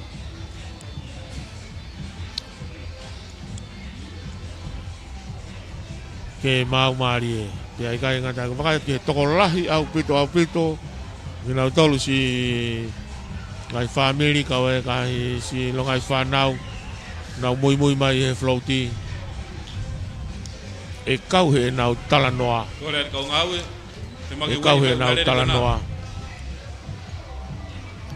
ai ahoni na nau kau i he floaty pia koe ngai aho mahu inga ngai aho ku maka iai e he tonga ai ngahi ngau e wha historia nau kau whatahai i he ahoni lawe iat koe kau whewhine ni nau veipa ki he whirimisi nau whakakato mana o ngahi nofoanga. Toia e misi e taha. Pea kakato ai toko fitu. Aku ihenia Rachel Contestant. Pe koe misi Heilala ia tau wanoa uawha. Wanoa uanima. Pe ke misi Miss South Pacific. Koe totaha en me Hamoa. Ku pou mai. Ko ia koe whatongia mahau inga e ahoni. Kau whataha mai pe moe Miss pe me he Cook Island.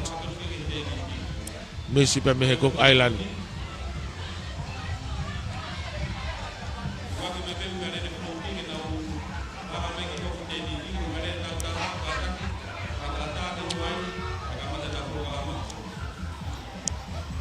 Iyo koe kariaini a Steven Whihoko. O koe kai koha ki ngā ue si ngā ue floaty. O tui pe ko mea i ho eiki, pe lawe tonga kotoa mo wakai mai ki ai.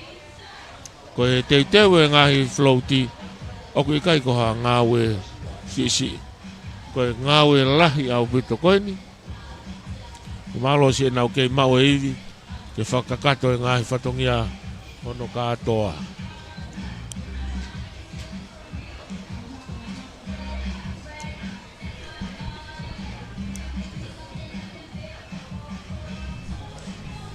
Whamalo lahi e begi a Semisika.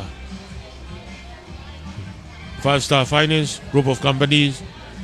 Koia kono whapaanga whanonga mai, pia mei he ako maalunga Santelu ki he Wharf Taumoepeau. Whamalo a Semisika koia ko kei Poupou, ki ngai whatongia puri a ngā moe whanua. Koe whafofonga Tongatapu a Malolo. Koe tokoni pare mea Malolo. I he purianga tonga. Kau kune liulalo ke whakahoko ai ofa koe ni. Pe malawa ke inasi ai kakai o e whanua. I he whanonga e floaty. Talo me i Santelu he whotutu. Wa umayeni ki he wafu Taumoepeau. Tau inasi whatahai. I he floaty lelei monio e ahoni. I kai ngatai. Koe ne toko ni. I kai whangata pe. Ke whakataumua pe koe hui koe misi ai Tongatapu. Aku kau katoa ki ai ngahi floaty kotoa pe he oku mahino na nau si iongo si aho no teu i kai ke toki whakawawe i hake pe ane fiaf na nau teu ki ai i he taimila ka hi ahoni ko tau i kona e teo pe e whamalo me i he tau reti o Valfit.5 mai whaema i he Broadcom FM 87.5 podcasting ka tau pe i he page Facebook he live stream pe mo tau YouTube. Whamalo whoki a paula moi. Kene whapou mai mo tokoni he ngahi ngau i he tau YouTube. Pea oku wakai mai ki ai tonga. Te pe whoki ki mamani furi pe i he lau ia a anolo manu. I he ngahi ngau i kotapu. Teki asima anolo manu. I he rotongani ka ku tui pe kei i he whehiktaki a konferenisi. Ngari ko mau mari mai ngai floaty.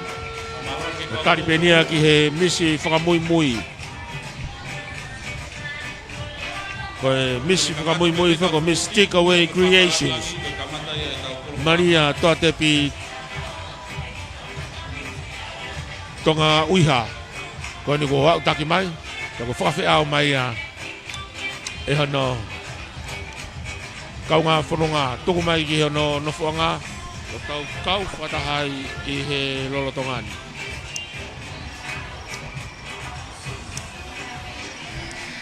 Ai aku ate whamawhora whangaton ko ni wafu Taumoepeau i he lolotongani.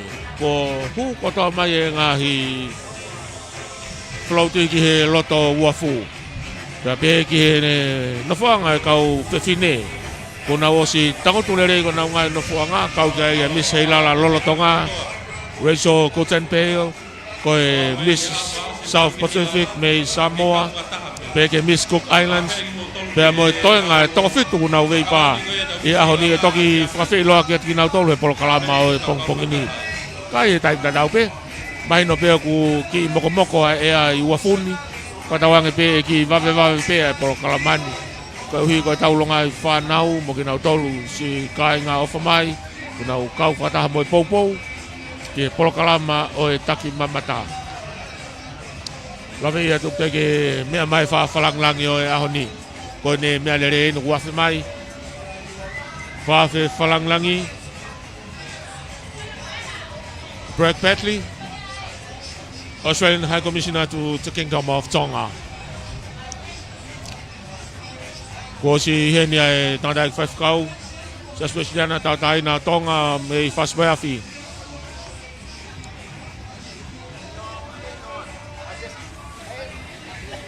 Whiloaki pia mo e Ambassador Siapani, Honourable Minister for the Tourism, also the Justice. E ata pia mua te niti ke mulava mai kai ka pang mo fe mamata ke tau polo kalama. O tuigo ki mo menetsi pe me henu ta kamata tau polo kalama malo.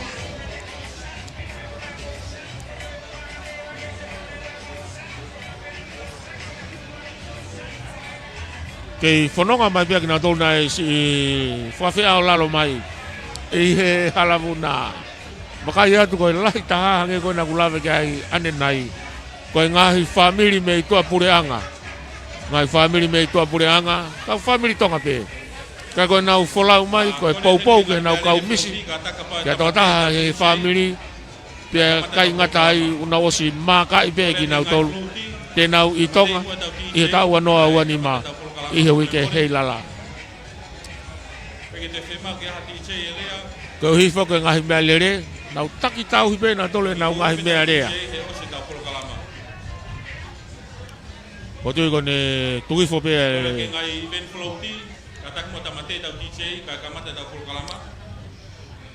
ko hi kamata tau polo kalama. Koe tau MC ki he ahoni. Te vita tuaki pulo Tuma'u. Mo kei whakamalo ia pe 5-star finance. Se mi sika me group of company me havelu loto. Malava lele e tau floaty. I ho toko ni whakapaanga ki whakamafola atu. I here ti o valfit poini ma. Ko tau live stream. Whatap ke hau o tutonga. King Tupou wono. Whatap ke daine kuini. Kuini spau. Whatap ke pinis kalau ni. Ma hawe ke whanua.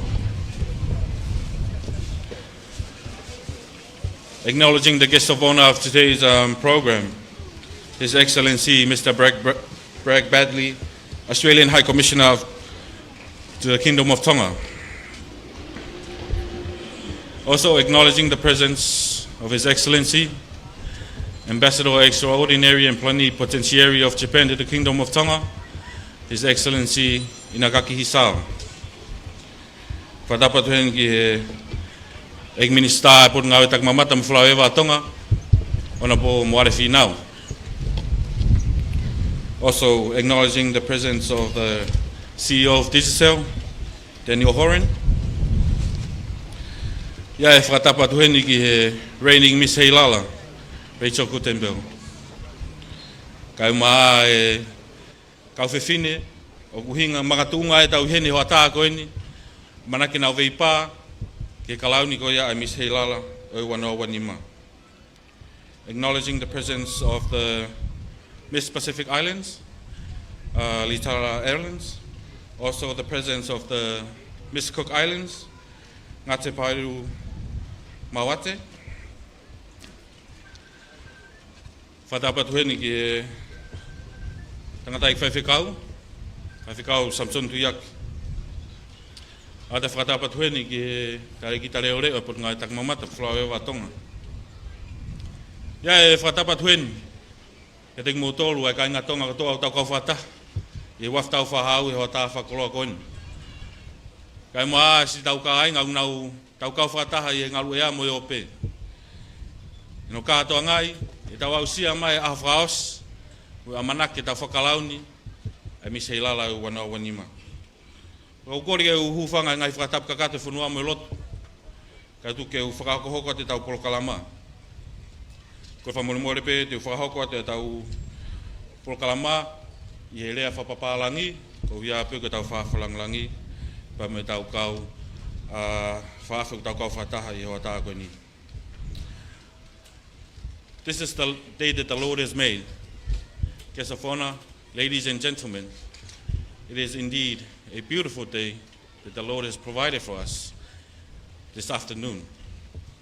I would like to start today's short program with a word of prayer. And I now humbly invite the Reverend Samson Tuyaki to please say the opening prayer of today's program. Malo pitum.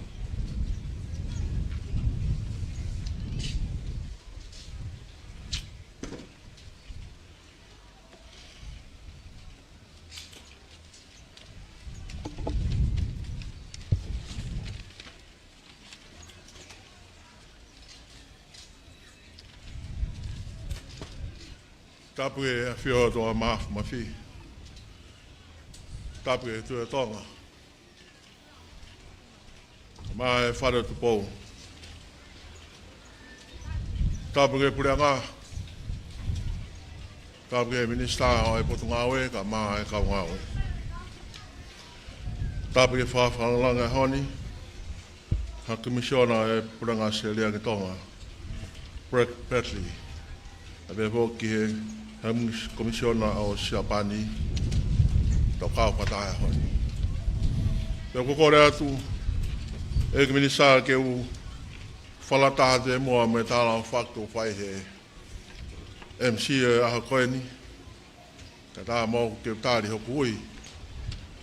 Wharf mai e whai tau whakawhetai. Ke toa Mafi hoa tā koe. Te ora mea ki potfol fola koeni. Sa me no fulu ma no pe raka vesi. Koe lea koeni. Mavava ke ki a mama kotoa. Mavava ke ki a mama kotoa. Psalm 66 verse 1 it says, make a joyful noise to God, all the earth. Ke laulotu, o toa Mafi, koe o toa o niu, pa mo taumoepeau. Koe taumoepeau koe, mo e kamata anga, o e mea ko toapi. O mau te pā takawhalu mā oni o ea whiona. Ke whaia toi mau whakawhetai. O mi ki mau tōru ke aho whakakolo ani. O ke aho maheni pē o e Tonga'uiha. O ko tōtai bea Fungalaau e mea ko tō pē. Ke ngāwe ea whiona mā mau tōru. Ko hoa ngoe ni mohe mata whaanga e halavuna. Mo e tauranga o taria e heka atu mo e hifo mai. O mau whawitahe o mai a honi. Ke mau whia to me mo mawawai. O mau mawawai a honi. Whe ke kātoanga whe ke Heilala. O wāwhe māwani mā. Mā ono ngā I polo kalama ke kua whododo o e Tonga'uiha e taku mamata. Koe honi, koe aho pe o e mawawa. Ko mawawa e whanua. Ono kātonga e au sia e hawa tonga. Ahono aho alo I e honi. Pea ku kawa I mai whia ko whai he Tonga'uiha koe ni. Ke whamahui ngai e he tonga, aho nau hau. Aho nā ke whakahifo ai ki mama, ko hoka I ka tua tonga. Ko mawawa I a tonga, ko tue ai Tonga'uiha, mo I ka kai o e whanua. Ko mea e ne whawhalangi, mā e kau whine mui nau kau ke whiauhi, ke Miss Heilala, oi wāwhe wanima. Pe kua poupou kia I e whukakai, ma whamon whataha kia I mga nau tolu, I hoa tā koe. O God, our Heavenly Father, the Most High God, you are the greater world in all living things. We thanks your mighty hand for your giving and hold us abide in you. We praise for the day as you given for us to convey this event which is held each year. Bless the day. In the program, the guest of honor, Australian High Commissioner, Mr. Brett Bradley, and also the Commissioner of Japan to Tonga. Also the contestant, they competing for the crown of Miss Heilala 2025 and 26. Minister of Tourism and the Ministry, all the participants, praise the day. In their rejoice, for all the participants are in Tafau'ahau domestic wharf this afternoon. Etamai, kitabu ka honi, mohono fia, Yesisu Klaisi, ko mau forma oi. Amen.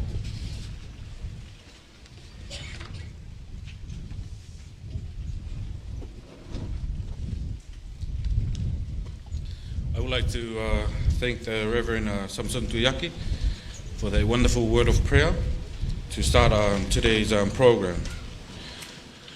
According to our program, we have there's 3 parts to our program.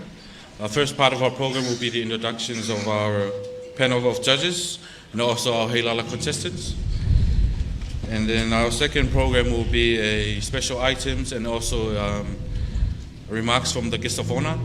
And then the final part of our program will be the awarding of the float competition, the Heilala Parade competition.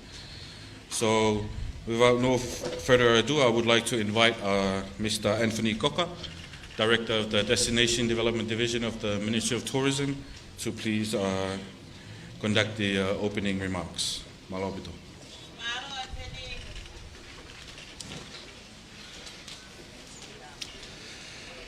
Malo. Rake ange whatap makehi ki o toa Mafi. O ki o tau roto tonga. Tapi hawa whanua, Taumoepeau ono. Tapu mai kuini o whina o tonga. Kuina na spau. Mai whare o ha moi ofo. Kai tuku mai ki whangamari koe ni, kei whawhonga i atu, a eki minister, kai pe whoki e tarikita pule leo leo, o pot ngai tak mamata, haki lea taitari. Ko hibe ko ni ko ia ko tau kainga muri o tau he ni he o tani ko kore ke whahoka tu lea taitari I le whapitania.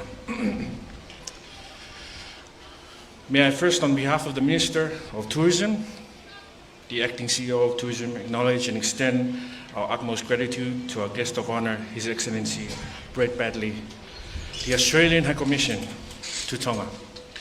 Thank you for availing your time from a busy schedule to be here with us today to join with us in celebrating the Heilala Festival Float Parade for 2025.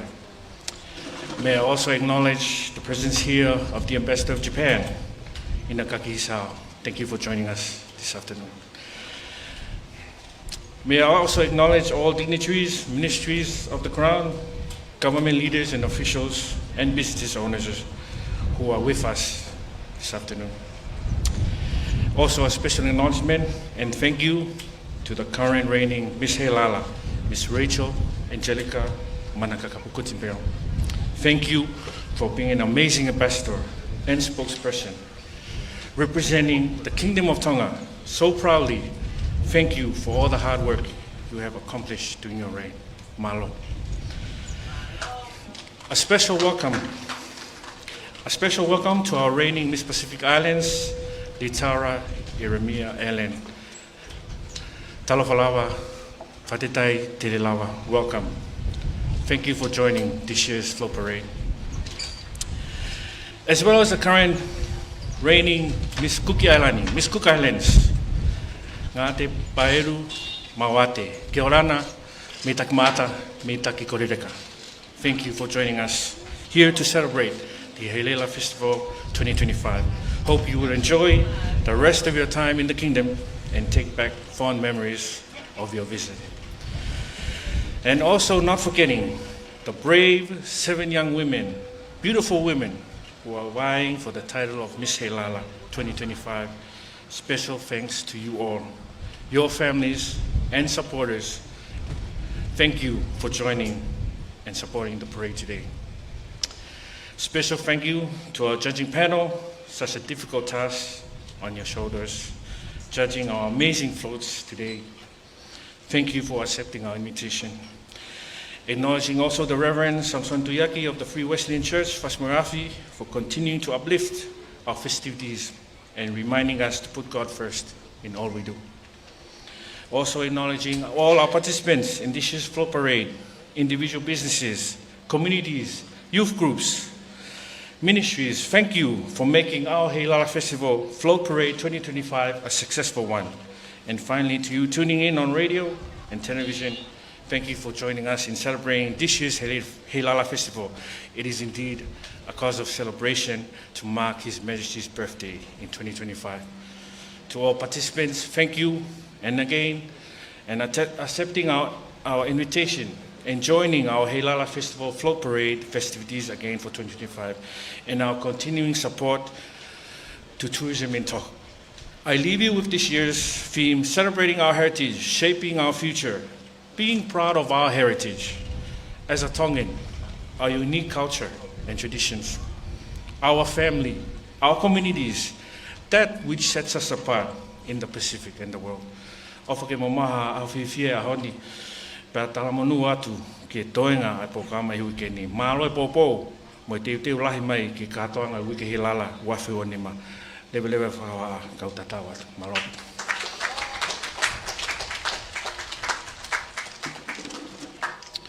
Whamala tueni ki Anthony Koka, tare ki tako e Destination Development Division, e whakako kai lea taitari.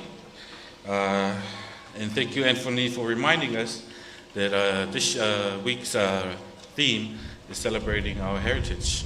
And this week is about us being Tongan. This week is about us being proud of our identity as Tongans. So thank you very much, Anthony, for reminding us that. So as we continue on with our program, I would like to introduce the panel of judges. I would like to introduce today's panel of judges. I humbly request when I call out your name, could you please stand up and let the crowd witness the judges who are tasked with deciding our float parade today. So our first judge is Mr. Samuela Pohiva from the Ministry of Internal Affairs. Our second judge is Daniel Horan, CEO of Digicel. And our final judge is Devita Polapau, local artist. So that's our three judges. We're now introducing our contestants for the Miss Heilala.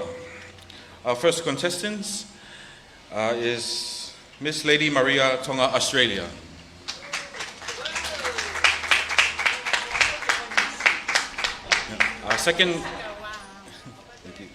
Our second contestant, Miss Pangaimotu Island.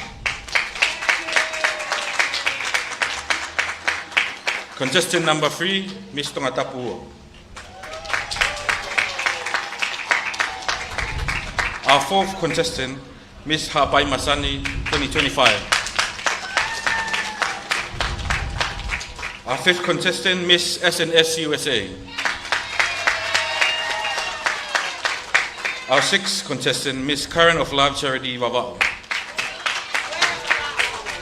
And our final contestant number 7, Miss Tika Creation. I also have the honor of introducing the reigning Miss Heilala, Miss Rachel Kutenbale.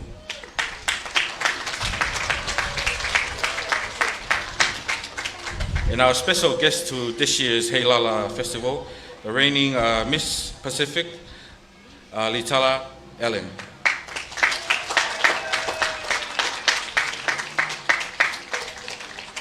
Also Miss Cook Island, Ngati Pairu, Mawate.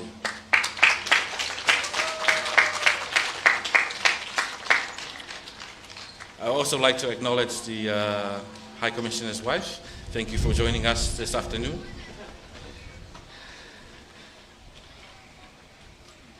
So moving on with the program, I would like to acknowledge our sponsors, of whom who've been a major player into this year's Heilala Festival.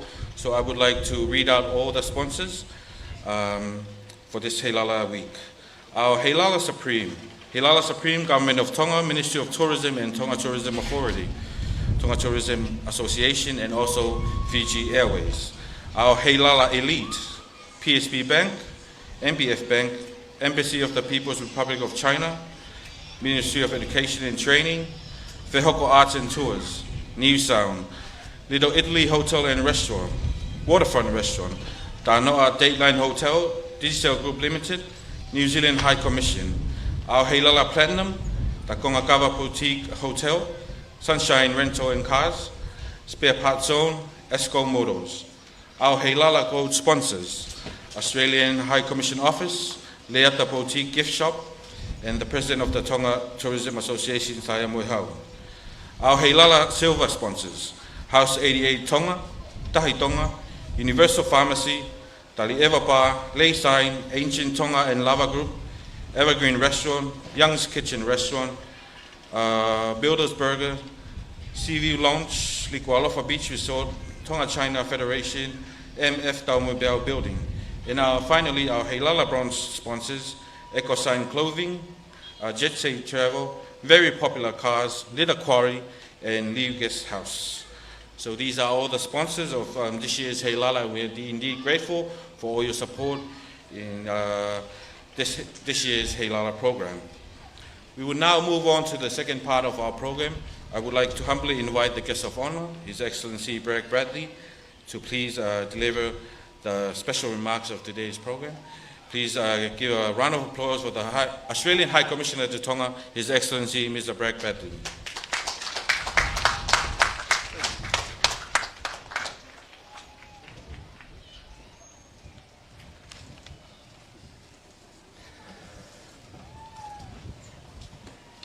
Well, to the Minister of Tourism and Justice, Minister Finau, to the Acting CEO of the Ministry of Tourism, Mr. Fotuika Vailea, to Anthony Cocker and all the team at the Ministry of Internal Affairs and the Ministry of Tourism, the reigning Miss Heilala, Miss Rachel Guttenbill, Miss South Pacific, Miss Cook Islands, to all the Miss Heilala contestants here this year, to the important judges who I hope have security, and to all the people of Tonga. Malawalele and warm greetings to everybody. It's a pleasure to be part of this vibrant celebration as we mark His Majesty King Tupou VI's 66th birthday. The government and people of Australia wish His Majesty a blessed day. The Heilala Festival is a beautiful reminder of what makes Tonga, Tonga. What makes Tonga unique. The proud traditions, the strong community, the passion that we see on the streets today, and the extraordinary creativity that we also see in the beautiful dresses every day, the dances, and the traditions behind it. As you said, MC, this is about Tongan identity. Nothing can be more important. To the Miss Heilala contestants here today, you embody all of those qualities. Your presence and participation lift this celebration to another level. I was pleased, as was Prue, being at the event on Wednesday night, and it was fabulous to watch you all perform. I know it takes such courage and also so much training and practice, and congratulations to all of you for all the events that you have to do. The float competition is always a highlight of Heilala Festival, with the entire community celebrating culture, promoting business, and showcasing the vital work of government ministries. Australia is proud to be a close partner of Tonga and a long-time supporter of the tourism industry, which is a key part of the kingdom's economy and its identity. Approximately 24% of all international air visitors that come to Tonga are those that come from Australia, behind only New Zealand. And I know that visiting Australians find Tonga a very special place, so many of them with Tongan heritage, of course. Tourism is such a pillar of the economy, and another way to show the world the beauty, the culture, and the hospitality of this beautiful country. And that's why Australia partners with the Tongan Tourism Authority on initiatives like refreshing Tonga's international brand and marketing strategy.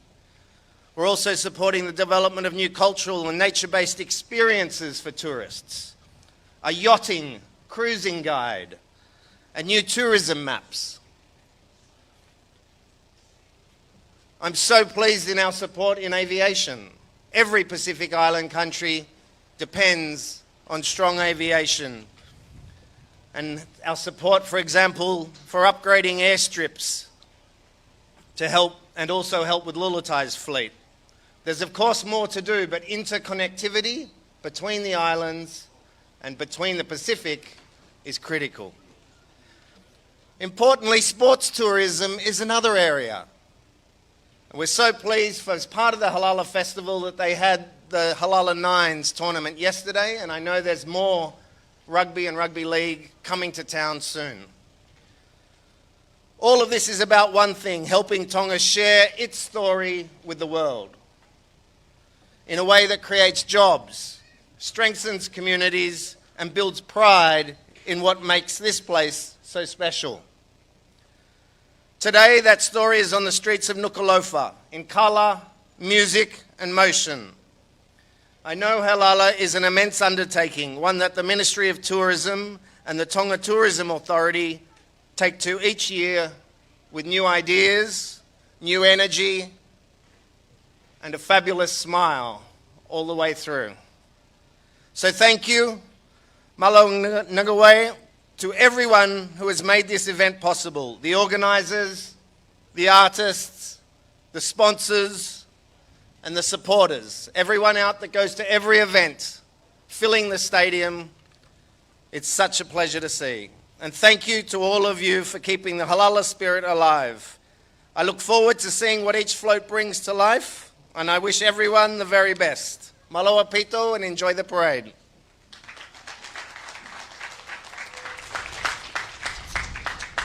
Thank you, guest of honor, for those wonderful words that you have shared with us.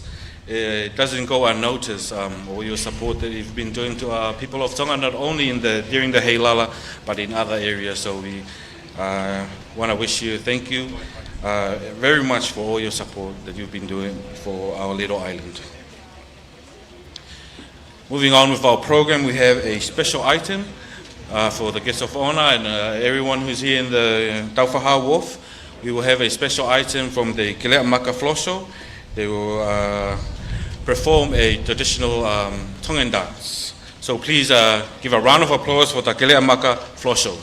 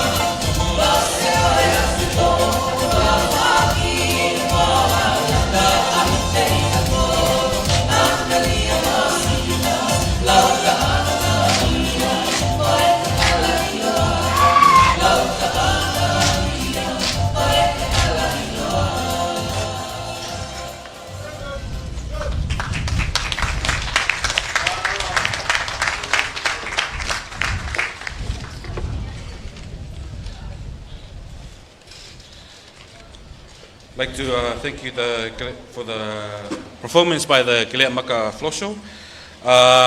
Before we announce the prizes for our float parade competition, I would like to humbly ask the acting CEO for the Ministry of Tourism, Mr. Fotuika Vailea, to please deliver the closing remarks while the judges and the editors finalize the results.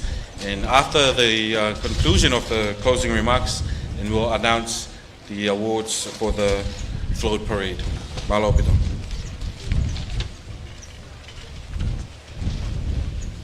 Watulo wat. O gore ke u fa malmalo atu be talaga kato e fonua pe Vaioleti. Tu mai nga mari ko ni ke u. Poko ko hare o fa fofonga atu e minister po nga tak mamata.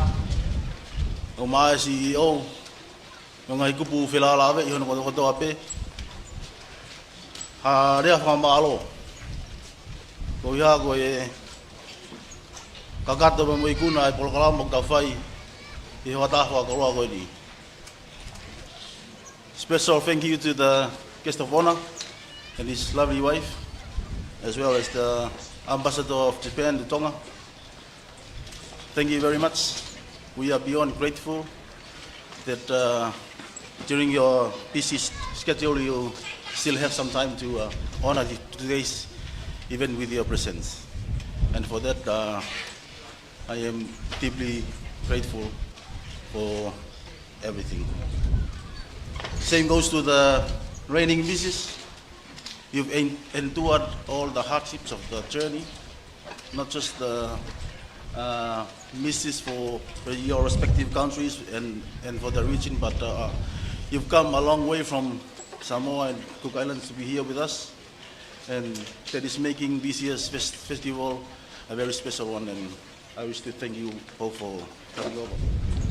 Whamalolo to hongat, misi lolo tonga, misi lala lolo tonga, malo e kei na whaki mai e Taumoepeau, malo na whawhonga e rea whanua, Tawa'u mai e ni ki he tātai ku e whatongia, malawa e rea ngai whatongia wa ku whai loto whakahonga ia ki whahua malo atu. Wa malo atu ki he kau sponsor hono koto ape. Alani mamai e tau kau ngafu e mafa e ngai whatongia e ke Heilala e tauni. Malawa ko ia ko mo ngai toko ni. Ia e whakamalo koto honga ia atu ki he ngahi koto ngau e koto ape pura ngā ku mo alani mamai e tau kau ngakau. Ono whawafonga e ngahi mea rere. E heka tengi motoho hono koto ape na kau hono teu. I tala noa whakatua pene u lava mea hengi ki kama ofisi o sio ki whanau. Talo e nau āpo uri o whai no teu e mea rere. Tau e hengi ngā hong nau ke i whakako pe ai teu e ngahi ngau e ko ia. Toki au ki api o māloro, anau ke i hakuatu pe, baka u whakakau kauloto pe kulere e hala. Pau pe u pehebe mo ngahi potu ngau e ke he. Pau pe u pehebe mo ngahi mea lele ki he. Mo āpo uri whai e ngahi whatokia pa ku ria i kia harea e whiunga. Ki whai ako hono whakahounga, a hau mou kau mai, e tau kau ngā whakawhiawhiai, e wiki Heilala e tau koe ni. Whamala o lahi atu. Kau whirimui kua nau ulotola. Malo hono kei tū holo aki mai e whatongia. Mahino ku api api taimi pe alahe mou wā pa ku si ma taimi ke tau malo olo. Pa ku o tau me ikuna. Pa kou tui, te eivi o lami te nehanga whakapulu koto aki mou tolu. Toi ngahi whiauhi. Toi ngahi Polokalama e wiki Heilala e tauni. Ka amu weke tau mau pe ai whia. O hange koe whanawhana e apostolo i he toiha Whiripai. Mo whia i he eiki mau ai pe. Te he pe e talamonu ma mo e Tafau'ahau tika tengi mo tolwha e ai tunga whirimui o tau kau e kātanga e tau koe ni. Maunga tape tau whia. The Heilala Festival is not just a competition. It's a celebration of our culture. It's a celebration of our heritage. And I want everyone to see it as such. Avoid the rivalries that would create, that would separate us from our friends. The most important thing that you take from this year's festival is making friends, making meaningful connection, building relationships that would last a lifetime. You all have come up strong, and in the middle of all the challenges and all the stresses, you emerge courageous to be here with us, to be representing all that you have come to represent. I just want to remind you all, our happiness is the most important thing.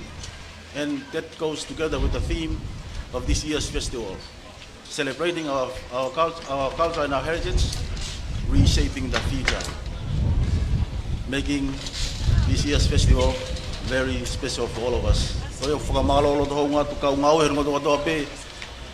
Ala ni ma moe whekau waki. Ka kia harea whiunga.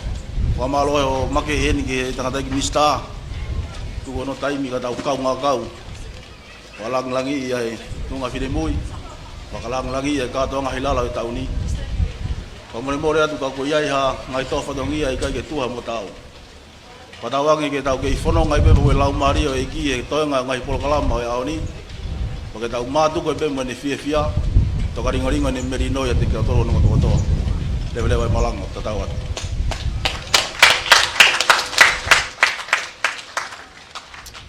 I would like to thank the acting CEO of Tourism, Mr. Fotuika Vailea, for conducting the closing remarks.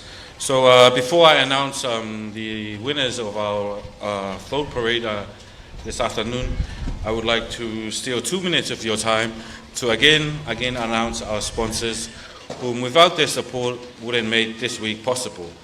This will be the last day you will ever hear the sponsors, so please, until next year, so please give me 2 minutes of your time to just read out our sponsors. Again, our Heilala Supreme sponsors, our major sponsors, is the Government of Tonga, Ministry of Tourism and Tonga Tourism Authority, Tonga Tourism Association, and Fiji Airways. Our Heilala elite sponsors, PSB Bank, MBF Bank, Embassy of the People's Republic of China, Ministry of Education and Training, Whehoko Arts and Tours, New Signs, Little Italy Hotel and Restaurant, Waterfront Restaurant, the Anoa Dateline Hotel, Digicel Group Limited, New Zealand High Commission, our Heilala Platinum, the Kongakawa Boutique Restaurant, Hotel, Sunshine Rental Cars, Spare Parts Sold, Esco Motors, our Heilala Gold sponsors, Australian High Commission Office, Leata Boutique Gift Shop, and the President of the Tonga Tourism Association, Taumoepeau. Our silver sponsors, House 88 Tonga, Tahi Tonga, Universal Pharmacy, Tali Eva Bar, Lay Signs, Ancient Tonga and Lava Group, Evergreen Restaurant, Young's Kitchen Restaurant, Builders Burgers, Seaview Lodge, Nuku'alofa Beach Resort, Tonga China Federation, MF Taumoepeau Building, and finally our Heilala Bronze sponsors, EcoSign Clothing, Jet Save Travel, Very Popular Cars, Lita Quarry, and Liu Guest House.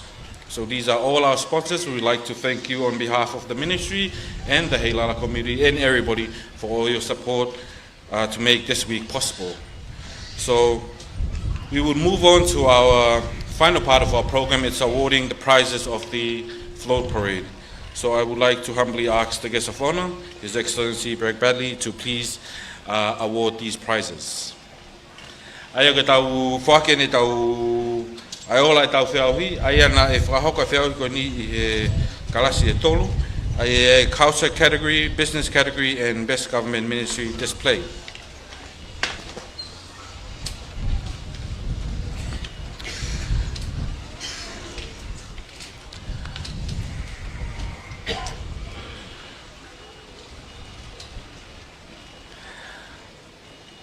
I would first announce the winners of the cultural category. For the cultural category, we only had 2 participants in this category. So the first runner-up is awarded to Losaline Taufu'i. Ko ua I kalasiko ni cultural category o Foakia ki a Losaline Taufu'i.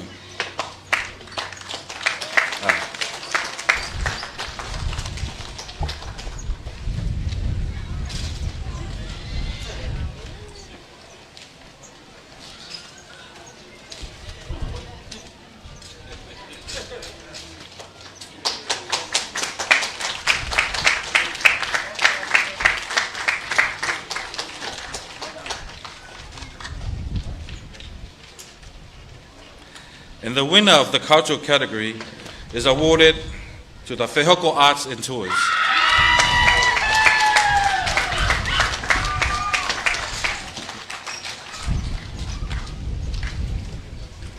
I kuna koni koe a cultural category o whoaki ia ki he Whehoko Arts and Tour.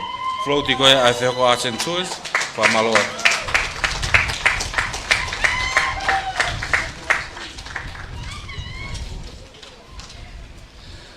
Moving on to the business category.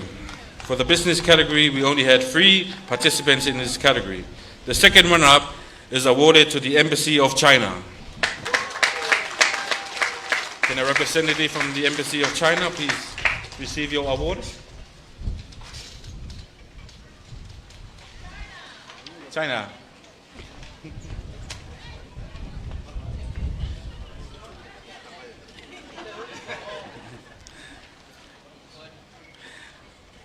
So we are awarding you with a certificate, and you can contact our office probably next week to receive the cash prize.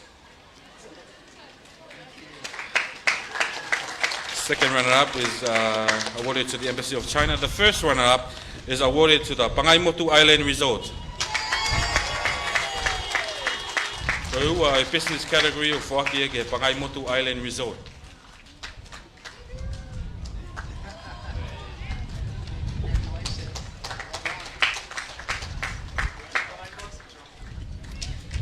And the winner of the business category is awarded to the Embassy of Japan. Ikuna koia a business category of Whaki ke floati koia a Embassy of Japan.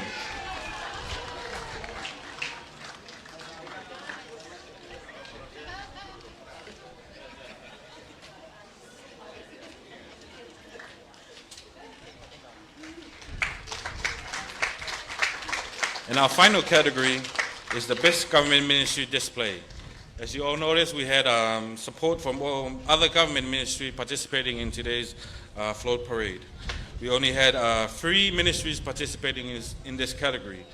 The second runner-up is awarded to the Ministry of Tourism.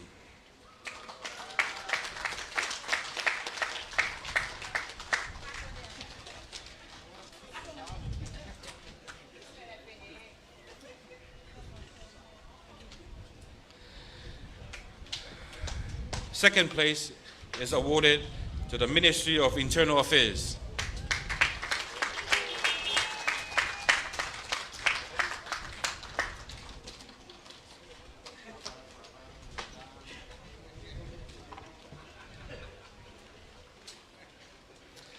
And the winner of the Best Government Ministry Display is awarded to the Ministry of Education Float Parade. Kuna koia e ngai float ngai Tonga'uiha e preanga, Whaki ki he Tonga'uiha ako.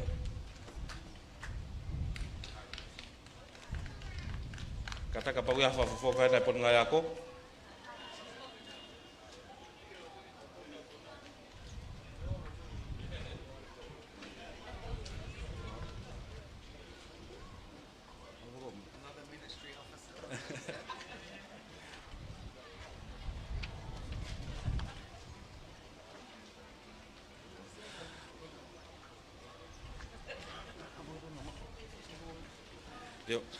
We'll just award the prize and we'll deliver it to the office.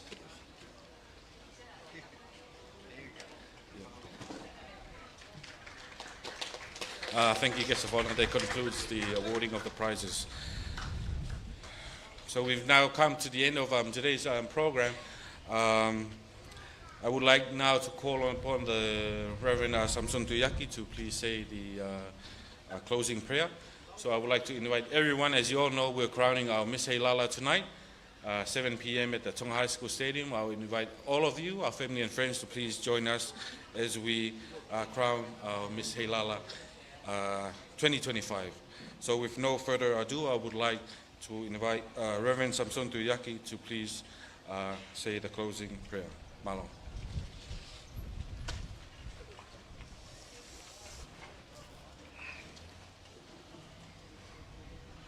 Let's do our benediction. May the grace of our Lord Jesus Christ and the love of God and fellowship of the Holy Spirit be with us and forevermore.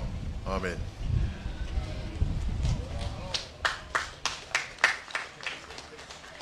Lau kakatoi e whamawhola whangatonu me he floati. O e wike Heilala tau anoa wanima. Tau kau whatahai I he tau retio walfit poinima FMA. Peke tau live stream I he Broadcom FM 87.5 broadcasting. Peke tau YouTube.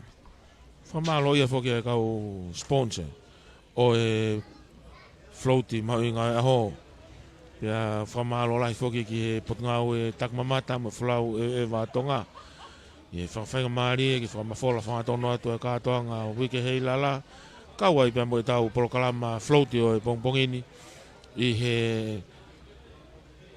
whamafola makeheia o e ahoni kai whakawhiawhia ki whamalo ia se mesika me kautaha 5 Stars Finance Group of Companies me have loto e kai ngatai ko tau e tolnoa e kau ma se misika mo ngahi kau taha i he komiti o e wike Heilala ko to lai ta foki e kau filimisi yo no taimi pe ko minister maloloeni o e Potongau e taki mamata ke i pou pe nonga na ngata ne fai fatongia ki wharearea tonga pe ki pure anga pe mo mi Potongau e taki mamata pe mo e wike Heilala foto tu komiti Heilala i he tau a whe taha hiwa. Kana e hoko mai pe ne pou me he tau ta ua noa o ua noa o whanonga mai o mai ki he tauni. O ku kei pou pe a se misika ki he tau ngā hi whatongia. Kai ke he. Ko e whamalo ia a ki nau tolu kotoa pe i he aho pea i kai ngatai a ki nau tolu ko nau kau whataha mai i he aho ni. Pea koe whakamanat foki ia koe tokolahi taha koe kau mai ki whiauhi whirimisi o tau anoa taha hiwa koe kau whiauhi ki hoi fua e toko ua fulu mā nima koe tauni koe toko fitu pe ka koe tokolahi taha ia o tau ua whe taha hiwa taimina e whaifatongi ia se misika koe minister ia o e Potongau e takmamata pea ku kei pou pe o au mai ki he lolotongani Kake, whamalo ia o CEO, o Potongau e takmamata mo whalau e Vatonga, aho mahu inga koe moho no koloa, o inasi ai reti o valfitu poi nima, ema, e ngai whamafola o ngai polokalama. Whatawangi pēna e ongore lei atu. Whamalo ia o kau ngau i he hoa, ngau i he hauani, ia whatarevu tuifua. Whatarevu tuifua i hono toanga i tau ngahi ata mo e reo i tau live stream i Facebook i tau YouTube whamalo lahi whokia me sake whamoki oa no toanga i tau retio i he retio valfit poni mai whaima pe whoki ke kau tangata whaita e ahoni Filia Paia Pita Takafua Aripate Kisina mau whatawangi pēna e ongle lei atu i he tau whamafola o e hoa a tau floaty mo ngai fuak pare o au make o au whakaosinga i he wafu Taumoepeau te mau repa atu he pe me he wafu Taumoepeau ko au whirisonu whinenga nofo malo abito mo mea mai ka mo mea